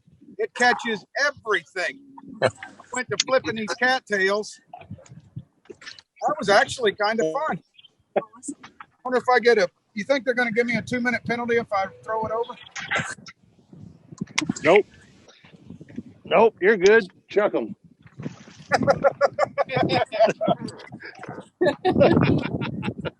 Yep. Hey, Tim, what I was going to tell you is I know how much you like to crank offshore, and you've got a huge selection of crankbaits, and I know you love that Profound Outdoors Deep Diver. And I had called John one day, and I believe you guys, he was just out fishing somewhere. I believe he was on the Tennessee River. John, you remember this, and you had decided you were no longer carrying crankbaits except a rattle trap. And I said, what if they're deep? He said, they sink. I love it. Oh, my God. Yeah, that was true story. Is that a true story? You went a whole year and you carried nothing but a rattle trap, and that was your answer for if they're deep. You just let it sink. Yeah, 100%. I never threw a crankbait, and it's crazy. I went fishing with Brad at the beginning of this year when I went and got my boat wrapped, and he was like, man, you got to throw this Fritz side. And I'm like, man, I don't know. I don't like throwing crankbaits that much. And I caught them so good. And then it was crazy, go to the next tournament and catch all those big ones on it. It was just unreal. So now I got a whole box of crankbaits. Hey, John, that's all the competitive fishing league needs is you getting dominating offshore along with everything else you got going on. Hey, oh, man. I don't know. But I'm going to tell another John Cox story. We were smallmouth fishing, I believe, on Lake Erie. And I look back, and John had been catching them pretty good. And I seen him putting a bait on, and he had snuck some crawdads in the boat. He was drop shotting a crawdad. Yeah, I remember that. That was a pretty good one. I didn't even know they sold live crawdads at some of them tackle stores there. I was back there sitting on the seat, and I was watching the graph, and I was like, "Oh, there's one." I dropped down to it, and every one of them would eat it. It was unreal. Oh my goodness! A live crawdad on a drop shot is deadly. Oh yeah. Jeremy, he didn't let you know about that till after he done caught a few, did he? He was about out of crawdads. Ready to go back to the bait store, I can tell you. You want one? I got one left. Yeah, I got one more.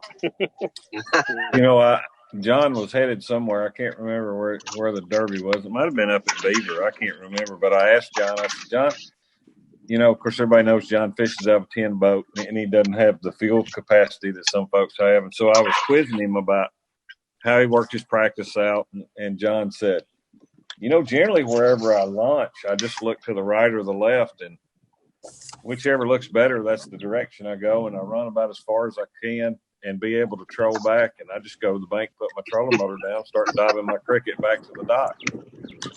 I think I'm going to take that approach. I think that's not a bad way to do it. Yeah, I think that was that year. I didn't really have much money, and I just fished by the boat ramp every tournament. I was like, I must stay close. Just get a check.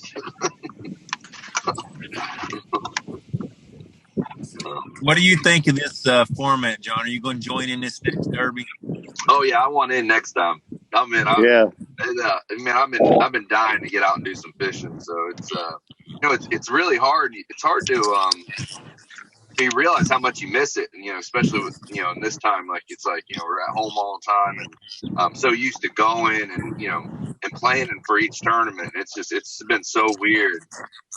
It's more of like, oh, what project am I going to do tomorrow? Instead of where we're going to fish next week. So I can't wait. This is a cool way to get out there and start catching them.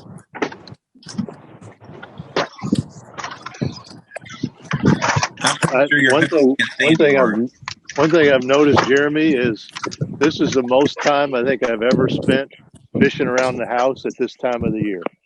Yeah, no doubt. Really? No doubt. Yeah, I've seen a lot of pros on social media. I saw Polinick last night said that it had been 10 years since he fished in Idaho in April. Because you guys are on the road so much, and so it's kind of neat that you can reconnect with your home waters during the prime time for a change, because you're generally all over the south and southeast somewhere, fishing everywhere but home. Yeah, exactly. Usually by the time we get to come home and fish, it's like September, and it sucks. Man, I don't know. I talked to Bobby last night, and we were just trying to, brainstorm with some places. But I don't know. I mean, I would first I'd want to go in my backyard, but I guess since it's not public, I would probably have to pick somewhere else. But man, I don't know. No, you can probably have to go on the river or something. So around here, there's not too many ramps open right now by us. So where are you at, Bobby? Where'd you end up going today? Yeah. I'm down in South Florida, about 30 minutes from the house at a place called the North Chain. I'm in Lake Haynes now. That's where the boat ramp is. And then that long Miracle Mile Canal leads you over to, what's the name of that lake there? Rochelle. And that's where I caught the big one this morning. And now I'm back on Lake Haynes just fishing some scattered grass. I'm really enjoying it, listening to you guys and cutting it up. I mean, this is pretty entertaining. I love it. Especially catching 10-pounders. Yeah, it makes it way more fun, Bomby.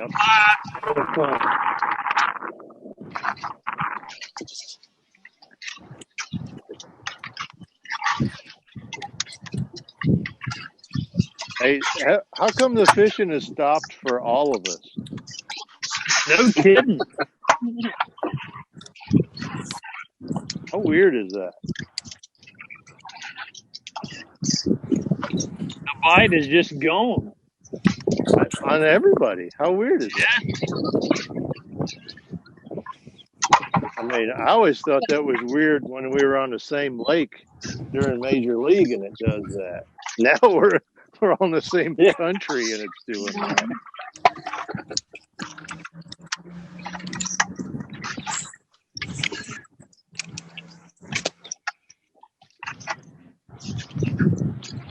Somebody go ahead and Guys, break the ice. Yeah, go ahead and catch another. Hey, guys, I'm going to sign off for just a minute and make a run, and I'll get right back on when I get where I'm going. Good luck, Timmy. Lead fish to find fish. I think Timmy's been on there for 20 minutes total. He's done so much running around.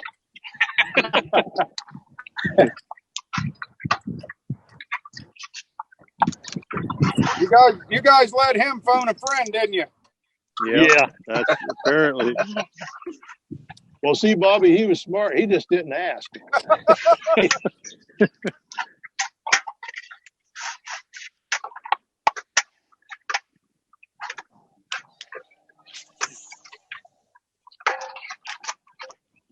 Wind's starting to blow a little bit here. That should help.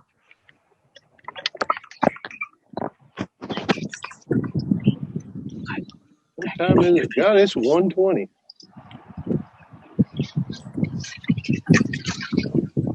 Timmy going to that smallmouth spot. Yeah, he thinks we still got an hour and a half.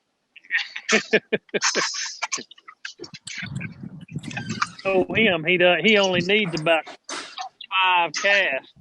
Yeah, that's some right. of those big smallmouth over there on Pickwick. I've seen some pictures of him catching some. Man, they nice ones. And as much current as they got going, that should be happening.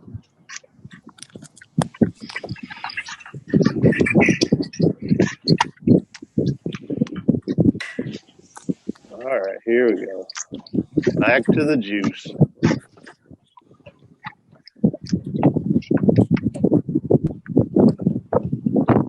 Yeah, Walker, I turned around and came back through the little area. I had like 3 or 4 bites in earlier. I was thinking maybe I could come back through here and get another bite. That was me. I kept moving and hitting new stuff, and I wasn't getting any bites, so I came back here to that one little shallow bar. But we'll see here in the next few minutes.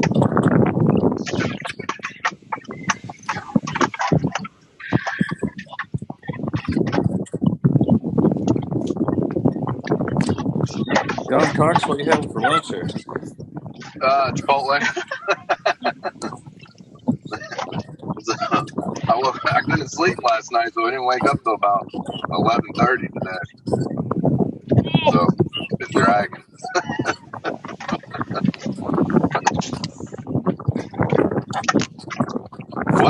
That was the thing not too long ago where you would watch people eat food on the thing. What was that called? Crazy? No, it was called something. I can't remember what it was called. It was a funny name. Right. Yeah, you remember those things? Yeah, what were they called? Sit down in one again, won't it? Yeah. God. I know. Yeah. Nothing's good anymore. You know, you have to get everything to go. It's just cold by the time you eat it. Well, hey, you know what we should invent? We should invent a place where after you eat, you just get up and walk away from the dirty dishes. That's what we should do. Nice. Right?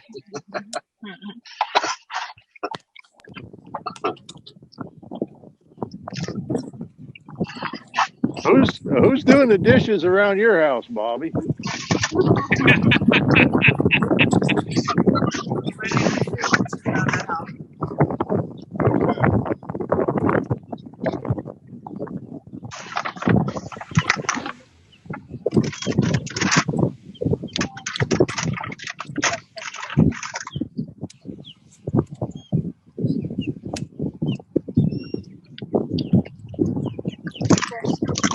That question. Who's doing the dishes around their house? Yeah, who's doing the dishes? It's not me. I'm too busy fishing, and I've got other things to worry about. But my wife has actually been training the kids very well to do the dishes also. The Lane kids are ready to go back to something, I promise. They thought this was going to be a joyride. That's funny right there. I don't care who you are. That's funny.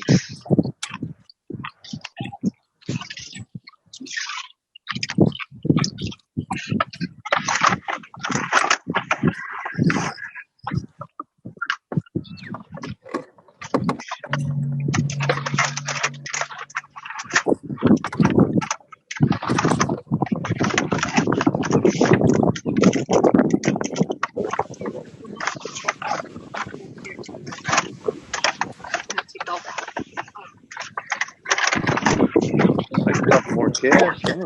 We're gonna go somewhere. This ain't working. They die on you, Dave? Yeah, I'm not getting any bites. Like, that's the way it is here. I mean, it's just. I'm not getting any bites, and I honestly don't feel like I can get a bite. You know what I mean? Can get a bite. Feels kind of dead. Yeah.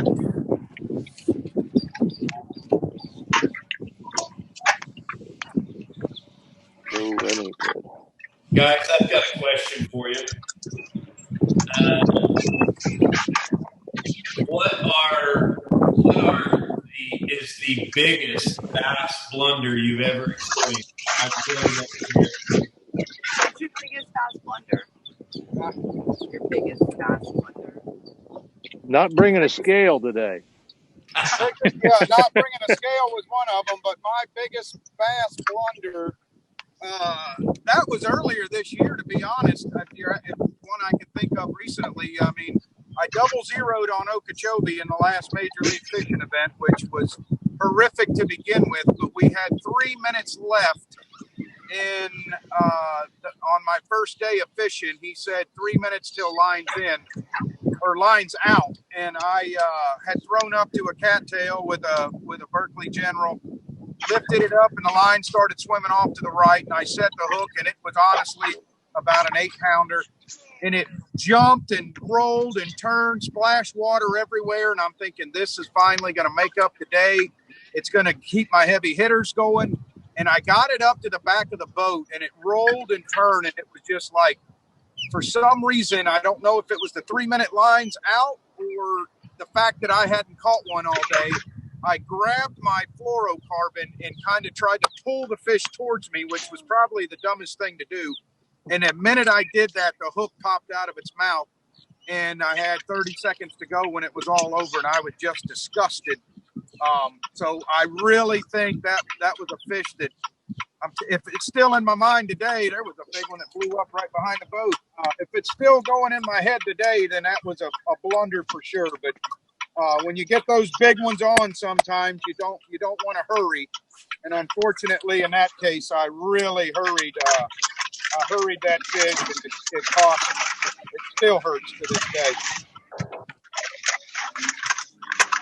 That's a good one. How about you, David? Oh, thanks for digging up some old wounds there. Yeah, you know, God, there's been so many. Where do I start? I don't know. You know, everybody's got that fish that they remember, and you know, sometimes it's because of the situation or the size of the fish or the timing or all those. But I remember one fish that I see that fish all the time, every time when I go, and it is about a 2.5 or 2 3/4 pound fish that is on top of the hyacinths and is laying there because like I was punching hyacinths and I got the fish up through the hyacinths and he came off and he was on top of the hyacinths and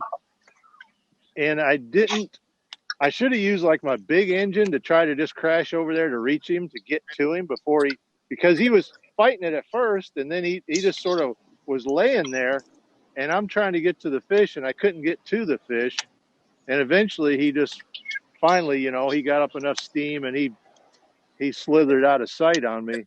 But that was the Bassmasters Classic in New Orleans when Kevin Van Dam won his first classic, and I lost it by 12 ounces, and I only had 3 fish. Oh, Ouch. Yeah. Ouch. Yeah, we feel it from here. Yeah, I felt that. It's those fish that you just out of your career, you just never forget them. Steven, how about yourself? Yeah, I would have to say I would have to go back to a Bassmaster Classic fish lost. I was in second going into the last day at Logan Martin back in '97, and the very first. Now I'm gonna tell you, when we blasted off, the bottom fell out. I mean, it was raining so hard you couldn't see, and I was fishing a little offshore place, and I fired a big deep diving crankbait. I didn't really think that I was where I needed to be, and I fired a big crankbait out and was trying to hit a little high spot out in the middle of a bay, and like I said, I couldn't really see well enough to line up. And on that very first cast, I had one great big old spot, had it up to the side of the boat, was running it down the side of the boat. And I don't know, man, it was just one of those deals. I didn't do anything wrong, but that fish came off, and it was just like, I cannot believe that. But it didn't really dawn on me till later on as the tournament was going on. And I heard Bob Cobb. Everybody remembers Bob Cobb from the old Bassmaster days. Bob Cobb says, I can't leave him. If he catches one more, he wins. And it was about like David's story. I came in with 4 fish and I lost by just a few pounds. And, knowing that you had that fish that would have won that event would have been, that's just, yeah. Like David said, that's just those that'll never leave you. Guys, I've got it. Before we hear from John Cox, and John, don't you think I'm going to let you get away with it without telling your story? We've got a 30-minute warning. We've been fishing for 3.5 hours. Just want to thank everybody. So we got 30 minutes to make it happen, fellas. John, you're on, brother. All right, man, time to make a move. I'm trying to think of, I guess the one that's most fresh in my head was probably last year. Went to we had the FLW Tour event on Lake Toho. I've never won one of the big tournaments in Florida. I've got second a few times, but never been able to win one. And day one, I was catching them off beds, and I already was in like the 20-pound range. And I was like, gosh, if I could just catch a 10-pounder one of the days, I'd probably win this thing. And I catch a 10-pounder, and I come in, I'm leading by a bunch, I'm all excited. I go out I think it was day 3, and I decide to lock down, and I get down, lock through. As soon as I lock through, I see the water's running. Now we're in February, so I'm thinking, I'm going to be sight fishing, fishing pads. I'm not going to need any of my shell bar stuff. And as soon as I went through that lock, I saw the current running, and I got down there. I had no hard heads, had no big worms, I had no traps, I had no crankbaits. I ended up coming in only weighing 8 pounds. Day 3, and I go back down the final day, and I have all my stuff with me, and end up catching like 26, 27 pounds, and finish second, and end up losing by like 2 pounds. So that 8-pound day, it just killed me. That was probably that's one that haunted me pretty bad. Oh, that's a good one. Ouch.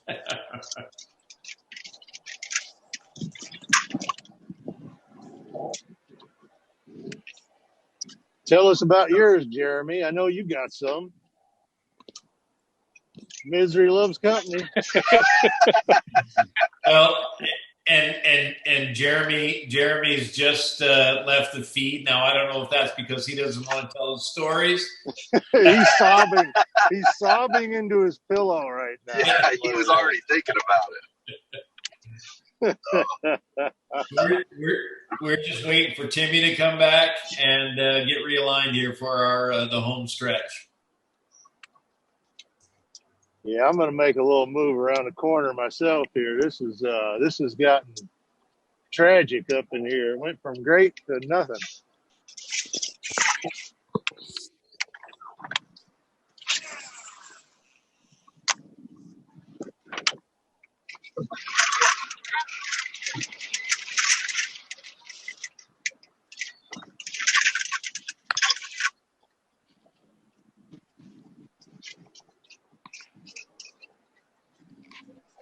Timmy will pop back on here in just a minute talking about, boys, I wish I'd have had service. Y'all should have seen what we just talked. Yes. They said they warned us this morning, didn't they? Yeah. Yes, they did. Yes, they did. Yep.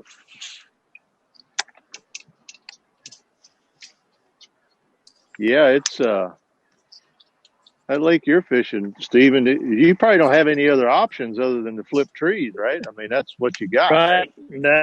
Yep. Got me a little chatterbait, starting to throw it around a little bit. Thinking, I don't know, man. They just quit. Yeah, they bit real good for about an hour and a half, and then it just quit. Yeah, and what's interesting is here, the carp are spawning around the banks, Right. And they are right now. They are not. They are not. Huh. They are not. Like, I wouldn't even notice the difference, but it's just been so dead. I'm like, what in the world is going on? But it's just crazy how fish act like that. And if you could predict it or create it, you'd yes, yeah, we could be eating bologna sandwiches if I'd have known I wasn't going to catch anything in the last hour. That's right. Yes.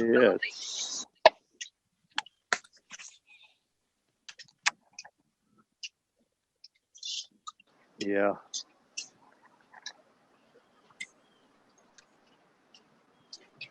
Bobby, you've got to find a scale for that fish. I mean, to catch one on live like that and then not be able to weigh it, you got to find a scale for that. I don't think, guys, the problem is we don't see anybody out here. The scale we did borrow, the batteries were dead in it. Yeah, that sucks. I know.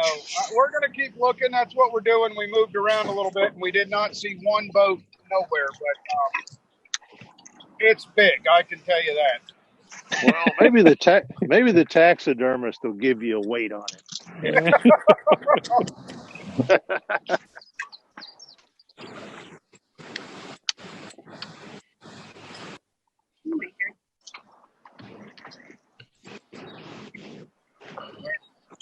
Oh, this is fishy looking. I don't know if there's any fish, but it looks fishy. Bobby has caught 2 fish this morning. One giant has probably 12 pounds, and he's idled 3 hours and 45 minutes. Bobby don't like wasted motion. Like, he only throws where there's a fish.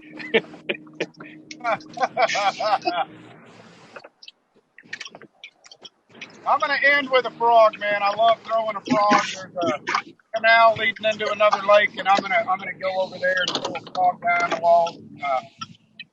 I'm gonna hopefully maybe we'll catch somebody on the way over. We can try to find a scale.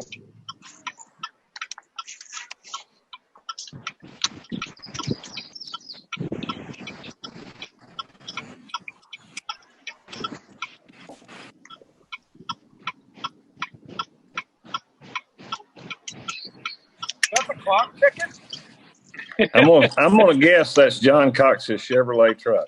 That sounds like a turn signal. I was gonna say turn already. Where is John Cox? Sorry. Yeah. Is John Cox at home or is John Cox fishing? Where is John Cox? Oh man. I'm in the truck heading to the house. He's delivering fish. He's delivering fish to Timmy. Hey guys, I just got back fishing again. So. Oh, and you got how many? I got 4. Since you left us? No. I'm still at 4 from the run down, and but I'm optimistic. We are too. I can hear it in your voice, Walker. Yeah. Yeah. I'm fishing quit, dude. I mean, quit. I moved areas. This looks good.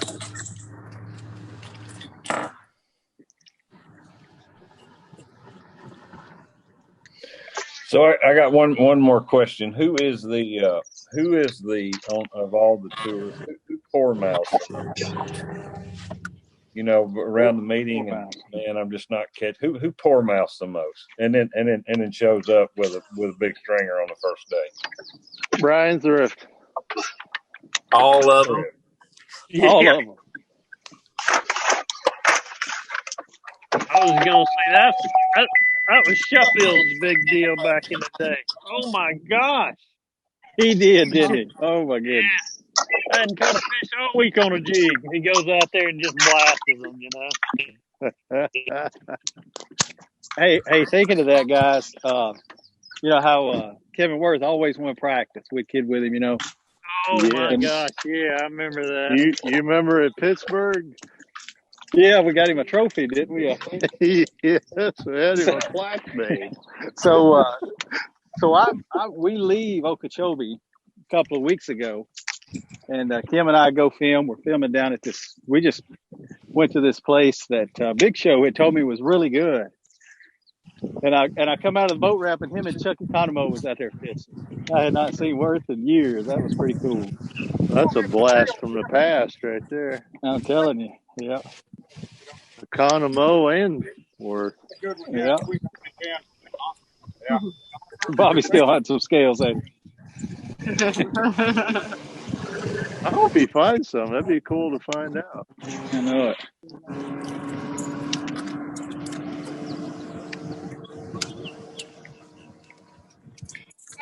Yeah. Shut the door.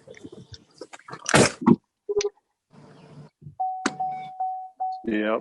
But and then how many times have you in practice found them so well and knew you were going to catch them and ended up having one of the worst events ever, and vice versa? Oh my God. Where your practice was like, it happens so often. Yeah, David, that happened to me at Champlain a couple of years ago. I have never been so down. I think I finished like 90th out of 100, something like that. Yeah. It happens, and I think it's especially bad because we fish this time of year. Yeah. Like all our major events are like pre-spawn, spawn, and a little bit of post-spawn. But when them fish are moving so much, we get, man, you talk about getting a rug jerked out from under you. I don't know how many times. Yeah, no doubt. Conditions change this time of year so much. The fish move so much. Cool thing about it, you can never completely win. I mean, even when you think you've got them dialed out, they'll throw you a curveball. And yeah, that's why it never gets old. John, I have a question for you. Have you ever fished a tournament? Oh, Tim's got one on. No, it was one of them stick bass. Oh, okay. Wood salmon. Hey, it looked good. John, Yeah. have you ever fished a tournament that you did not spend at least half a day looking for a bedding bass? Okay, cool. Ever? Wow. Hey, Stephen Browning's got one. Uh-oh. Yeah, it's not a big one, but I'm gonna tell you that he boogered me up. Did y'all see that? I mean, he had me wrapped around. I don't think he's gonna beat the littlest one that I have.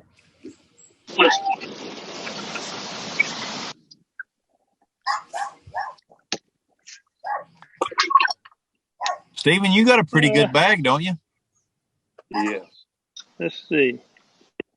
Cole. No, he won't help. Just a 2-pounder. 2-pounder. Oh, Good little fish, though.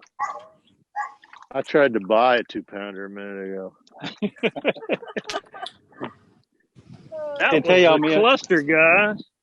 Me and Bobby are in a team tournament today, so I don't know.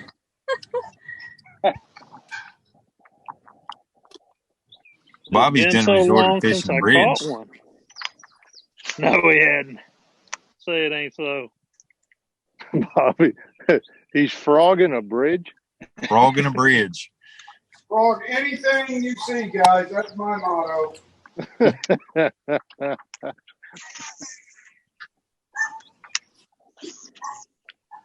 John, did you get that question? No, I missed it. The car cut off, and then. So my question was: have you ever fished a bass tournament that you didn't spend at least half a day looking for a bed and bass? Because I believe you have fished in October and looked for bed and bass. I have a problem. I gotta get sucked in as soon as I see something. You know what's crazy story? The Cup last year, we were on Hamilton, and we're in the middle of August, and it's like 100 degrees. But up that river, the water is so cold that like I saw 3 or 4 on beds, and I thought I was losing my mind. And then I started seeing fry, and it was unbelievable, you know. So in August, it's just crazy. In August, you know, that place is awesome. If anybody's ever around there, they ought to swing in there. September, August, that time. I think they go again there for some reason. Steven, does he need to get his temperature checked? No, that is true. We have that river below Washita and the one below Hamilton, both those fish will spawn up in July and August. I mean, it's crazy. Yeah. I thought I was completely losing it when I saw that first one. I'm like, nah, I'm just wishing, you know, and then they really were. They were all up there. It's crazy. And you spent a lot of time looking for more, didn't you? Oh, I did. I spent the rest of the tournament looking for them. There wasn't too many of them, but yeah, it was pretty neat. Hey, y'all gonna find this hard to believe, but I'm gonna move one more time. Don't get him, Timmy. I can't believe you're not moving. Yeah, I was surprised to hear him on there. He probably ran out of gas.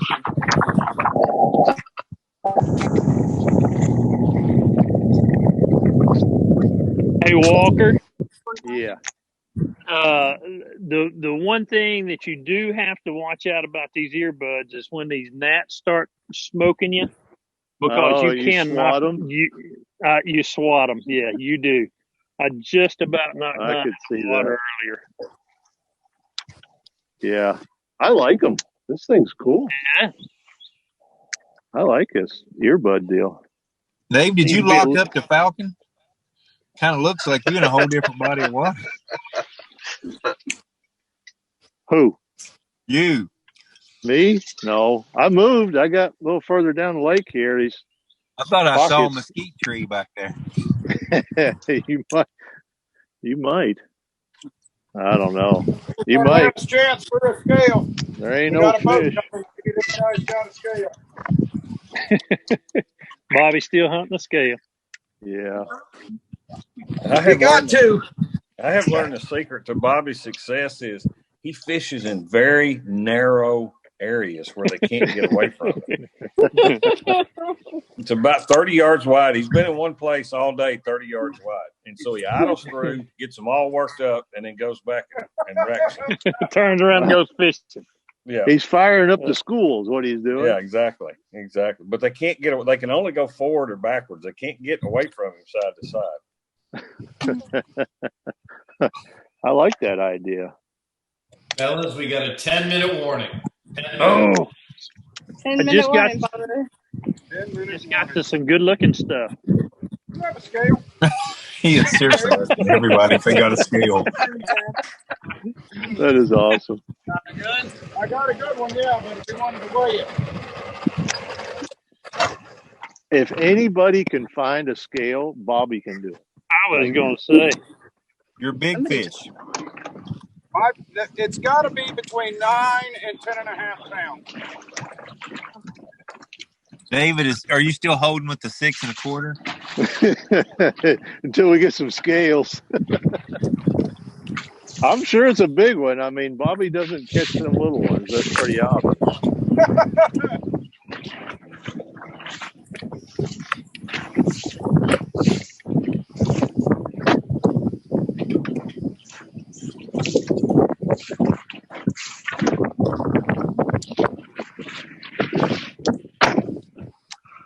Bobby's about to get out on the bank and go house to house.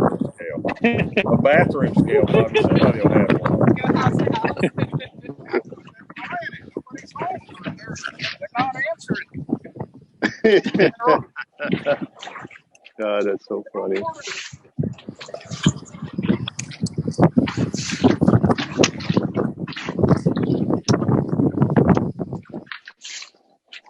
I can tell you right now, if Bobby is not familiar with the phrase stranger danger.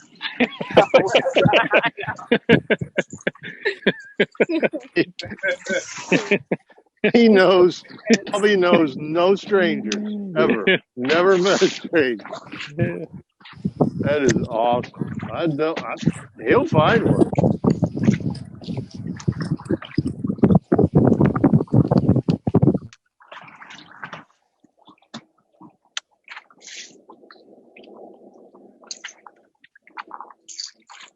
I just got to the end of my little pocket here, Browning, and I struck out.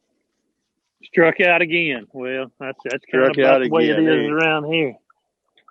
Nobody home. Well, got to be there. They just ain't biting. They're not buying what I'm selling. I hear you. That much.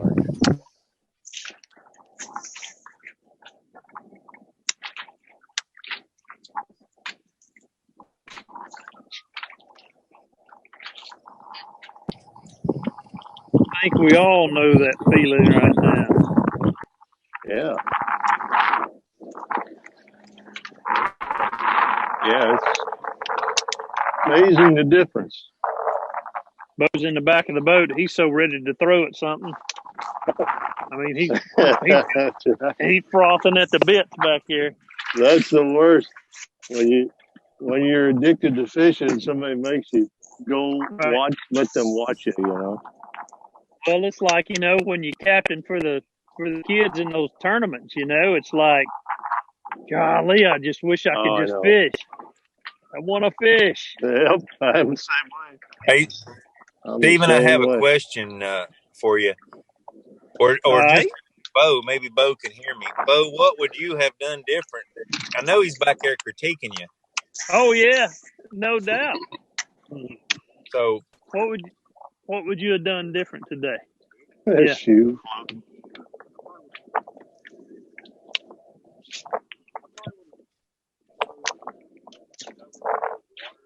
He said he'd have probably covered more water.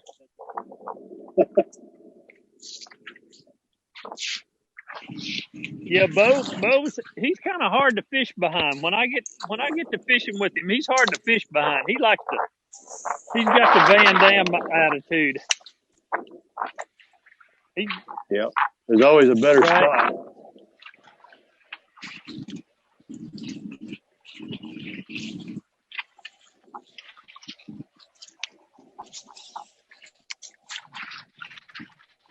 Yeah, I fished through this little area earlier today, and it didn't really dawn on me that they might be a little shallower. I'm gonna come back here. I can get me one more of them old big ones.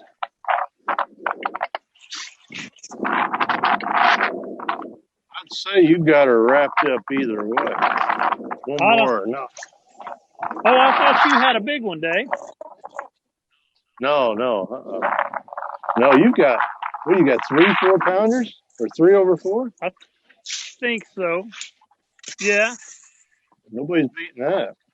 A 5 and 2 4s or something like that? 5, a couple of 4s, and a 3 and a 2. Yeah, I'll tell you, he's got a 348, a 474, 218, and 546. Yeah. Winner, chicken dinner. No doubt. Stephen, wait till you see what you won. Yeah, isn't that the truth? Hey, behind this curtain. It's a big giant club derby check I won in '86. One of those big Happy Gilmore checks. Yeah.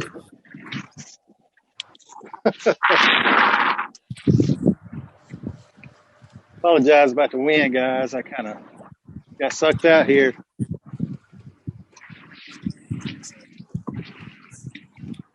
Yeah, the wind's picking up here now. It hasn't been any wind, but we're just starting to get some.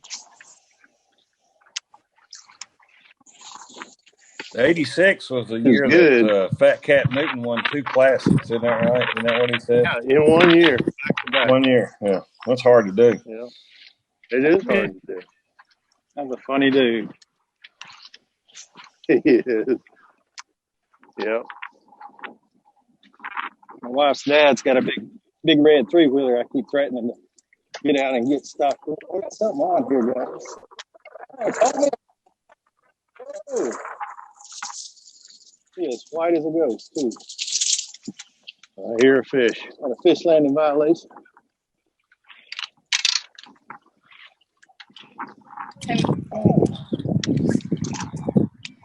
You find number 5, Timmy? I call number 5. I'm gonna say he's a pound and a half.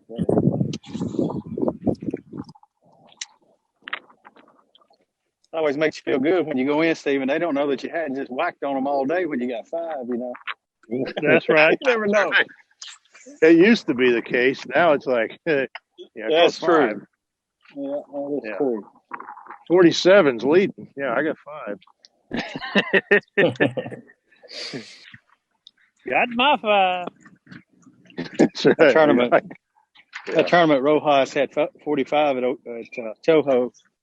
I come around the corner and I was feeling good about myself. I had 29 or something, you know.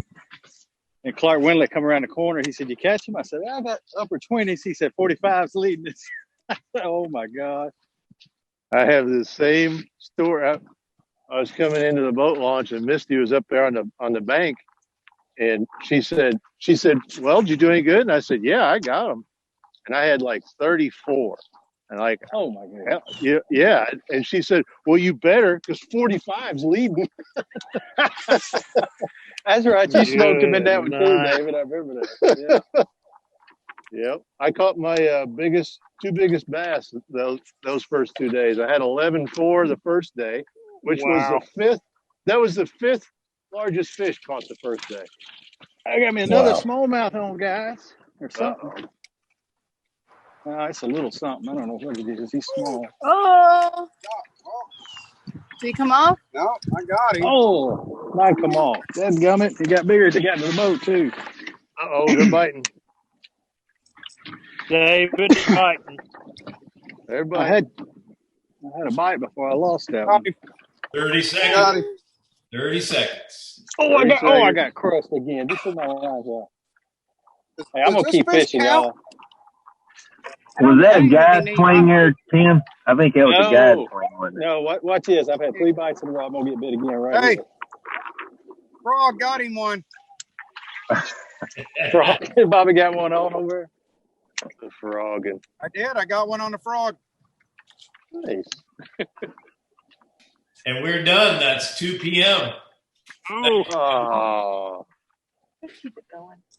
Well, guys, I can tell you as a fan and former fisherman, this was a blast to watch. I mean, it was a lot of fun. I agree. That was cool. Oh, look at the little alligator. We got an alligator right here at the end. Go ahead. Catch him. There we go. No. Man, like, no. Yeah. I wonder who's downtown with the trains and the automobiles and all that. Where'd he go? That'll be John Cox, ain't it? No, I'm at my house now. It's me. I'm sitting in a building about 50 yards from the track. I got you. That's funny. I've heard police. Oh, there he is.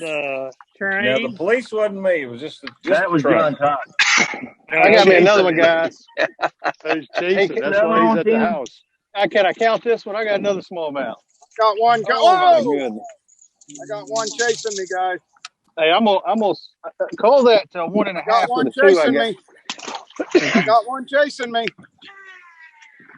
Hey, Jonathan, you did say it's over, right? I did say it's over. But listen, guys, before I go, I just want to say thank you more to your camera person than anybody else for putting up with all the stories.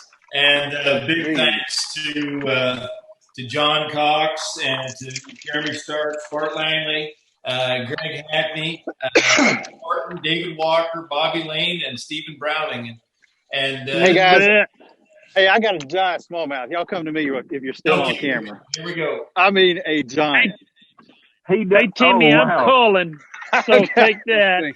How big is this one, Tim? If I would have got here, oh my gosh. You should have started when the rest of us did. Yeah, Timmy. It's a 5. Actually, get that for me, buddy. It's a carp. It's a carp. No, that's He's a got a carp. Hold on, I'll show you. And I'm getting bit every cast here. I wish I would have. Guys, check this out. Holy cow. Smallmouth. Check it out. Oh my god. Dude, that's awesome. What Great did starting Timmy? spot.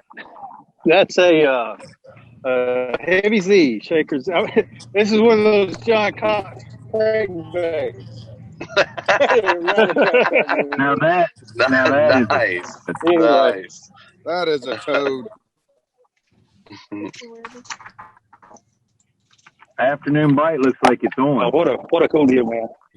I had 5 or 6 right here real quick. I'm glad you didn't start there, Timmy.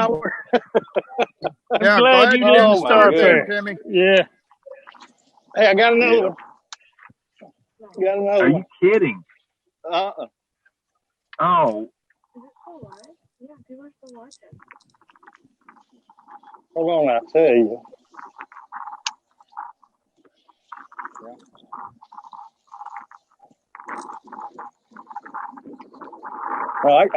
Well, I call it the reason they're here. Big old rock. I'm not sure that. Oh, Timmy! Oh, here we go. Yeah. What did he catch? He caught a rock. In the current, he felt good. Nice. Hey, I'm gonna weigh this. Hey, Jeremy, I'm gonna. I got another giant smallmouth, guys. Come on, Timmy. Another giant.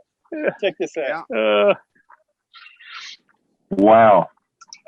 Okay. Y'all stay with me. Don't leave. I don't have a scale. I swear I thought I just had to hold the scale. Hey, Jeremy, look at this. Oh, guys, look at this one. That looks like a Lake Erie fish. Look at this, guys. Oh, my God. Oh, man. Oh, my goodness.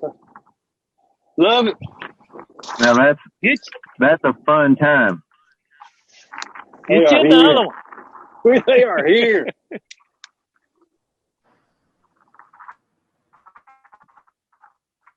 Are you taking the bottom with that and then David, just I would smoking it? never come here till you start talking about chef. Yeah, they're probably on about 4 just coming over that board. It's a chef's kind of deal. When David started talking that, I thought, man, I'm going to go and try one of them. But that's my anyway, I don't want to keep us on everybody's ready to head on, but that's cool. Yeah.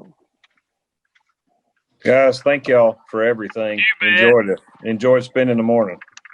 That was awesome. Absolutely. Thank you, guys. Welcome. Thanks, guys. We appreciate it. You want me to weigh these fish? Weigh those fish. Yeah, yes, weigh them. Okay.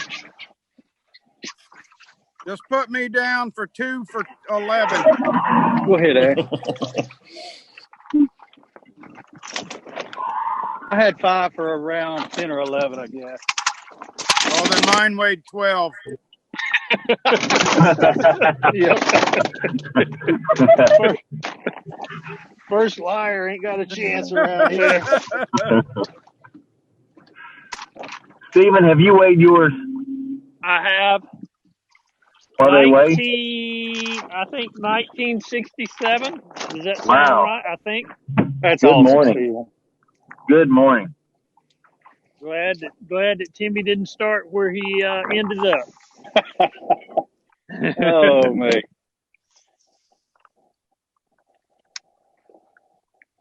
John, would you rather catch a smallmouth or a largemouth? Oh, smallmouth for sure. I don't get to catch those much.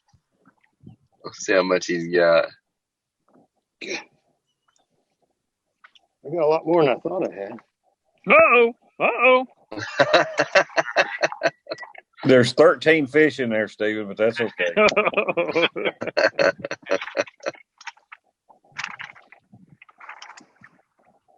I got Bobby's scales.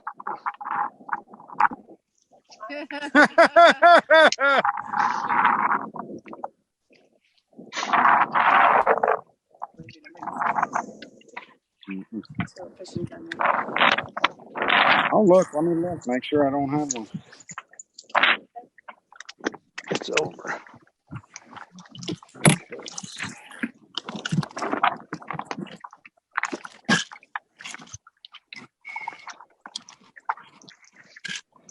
No, I didn't even think about it.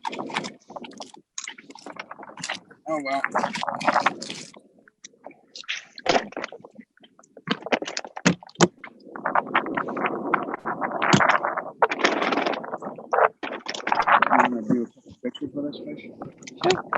Guys, if y'all can all still hear me, I was just reading some of the comments on YouTube, and there's been just a really good response.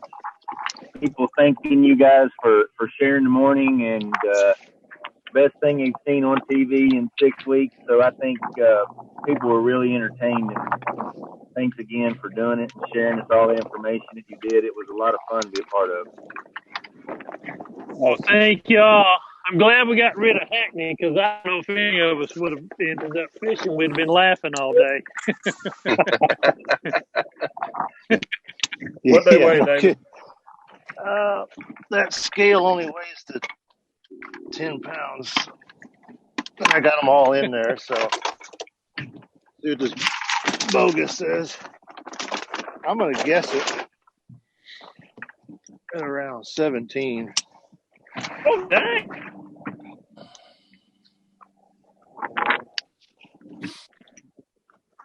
What's that say? Yeah, on my bogus, it's right at 18 on the bogus. See? Another good morning. Good morning. That's good. 4 hours of fishing. Good 4 hours of fishing. Right there. Well, I'm going to let Bo Browning put a rod in his hand, and I'm going to sit back here and eat me a bologna sandwich. I guess that check will be in the mail, eh? Check's in the mail. Just wait for it. In your giant trophy. All right. Congratulations, Stephen. Thank you, Stephen. Yes. Thank you, man. Thank you, man.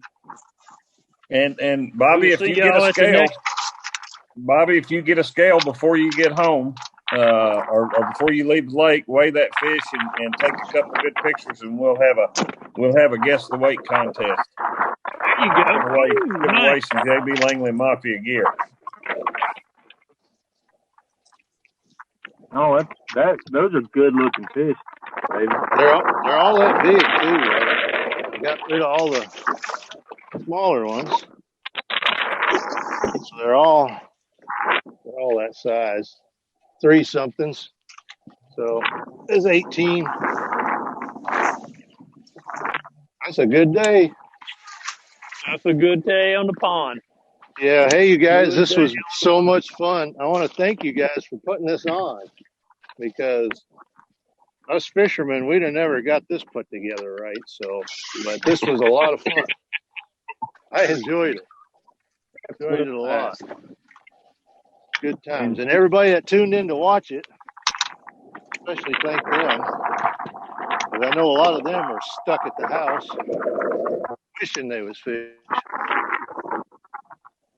But Tennessee, we still fishing. We are here in Arkansas.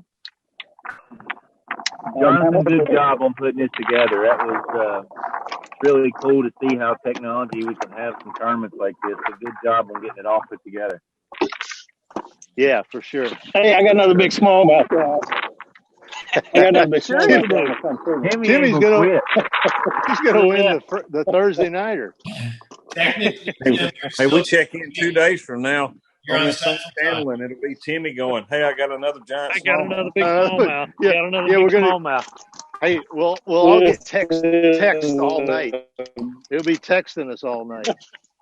Okay, guys. I got another one. I mean, they are here. I think Kim's gonna go get the camera and come out and film a show. Check it out. Love it. Yep. That's cool, Timmy. That was fun. Right. Should have got. And be sure in the show you got to give credit to the shed spawn guys that told you about. Hey, the shed spawn guy turned me on to it. I guarantee you. That's funny. Hey, the guys though still maybe tuned in. We're right there at the end, so that's good. That are that may be coming down to Pickwick, guys. This is a Zuma Heavy Z and Bone Fight. I got another giant on. Yeah, they're still on there. There's another big one. I don't know how to. Oh, this is so much fun. Yeah.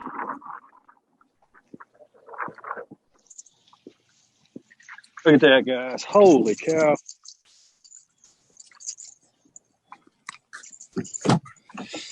They just keep coming, Tim. Yeah.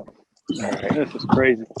Hey, Jeremy, Big Ashley's got one on back here, too, in the back of the boat now. Yeah. All right. This is cool. That's awesome, guys. I'm going to head back to the dock. I hear Bobby is, too. See you guys. I'm gonna hang out here a little. I'm gonna hang out here a little while. I don't blame See you guys.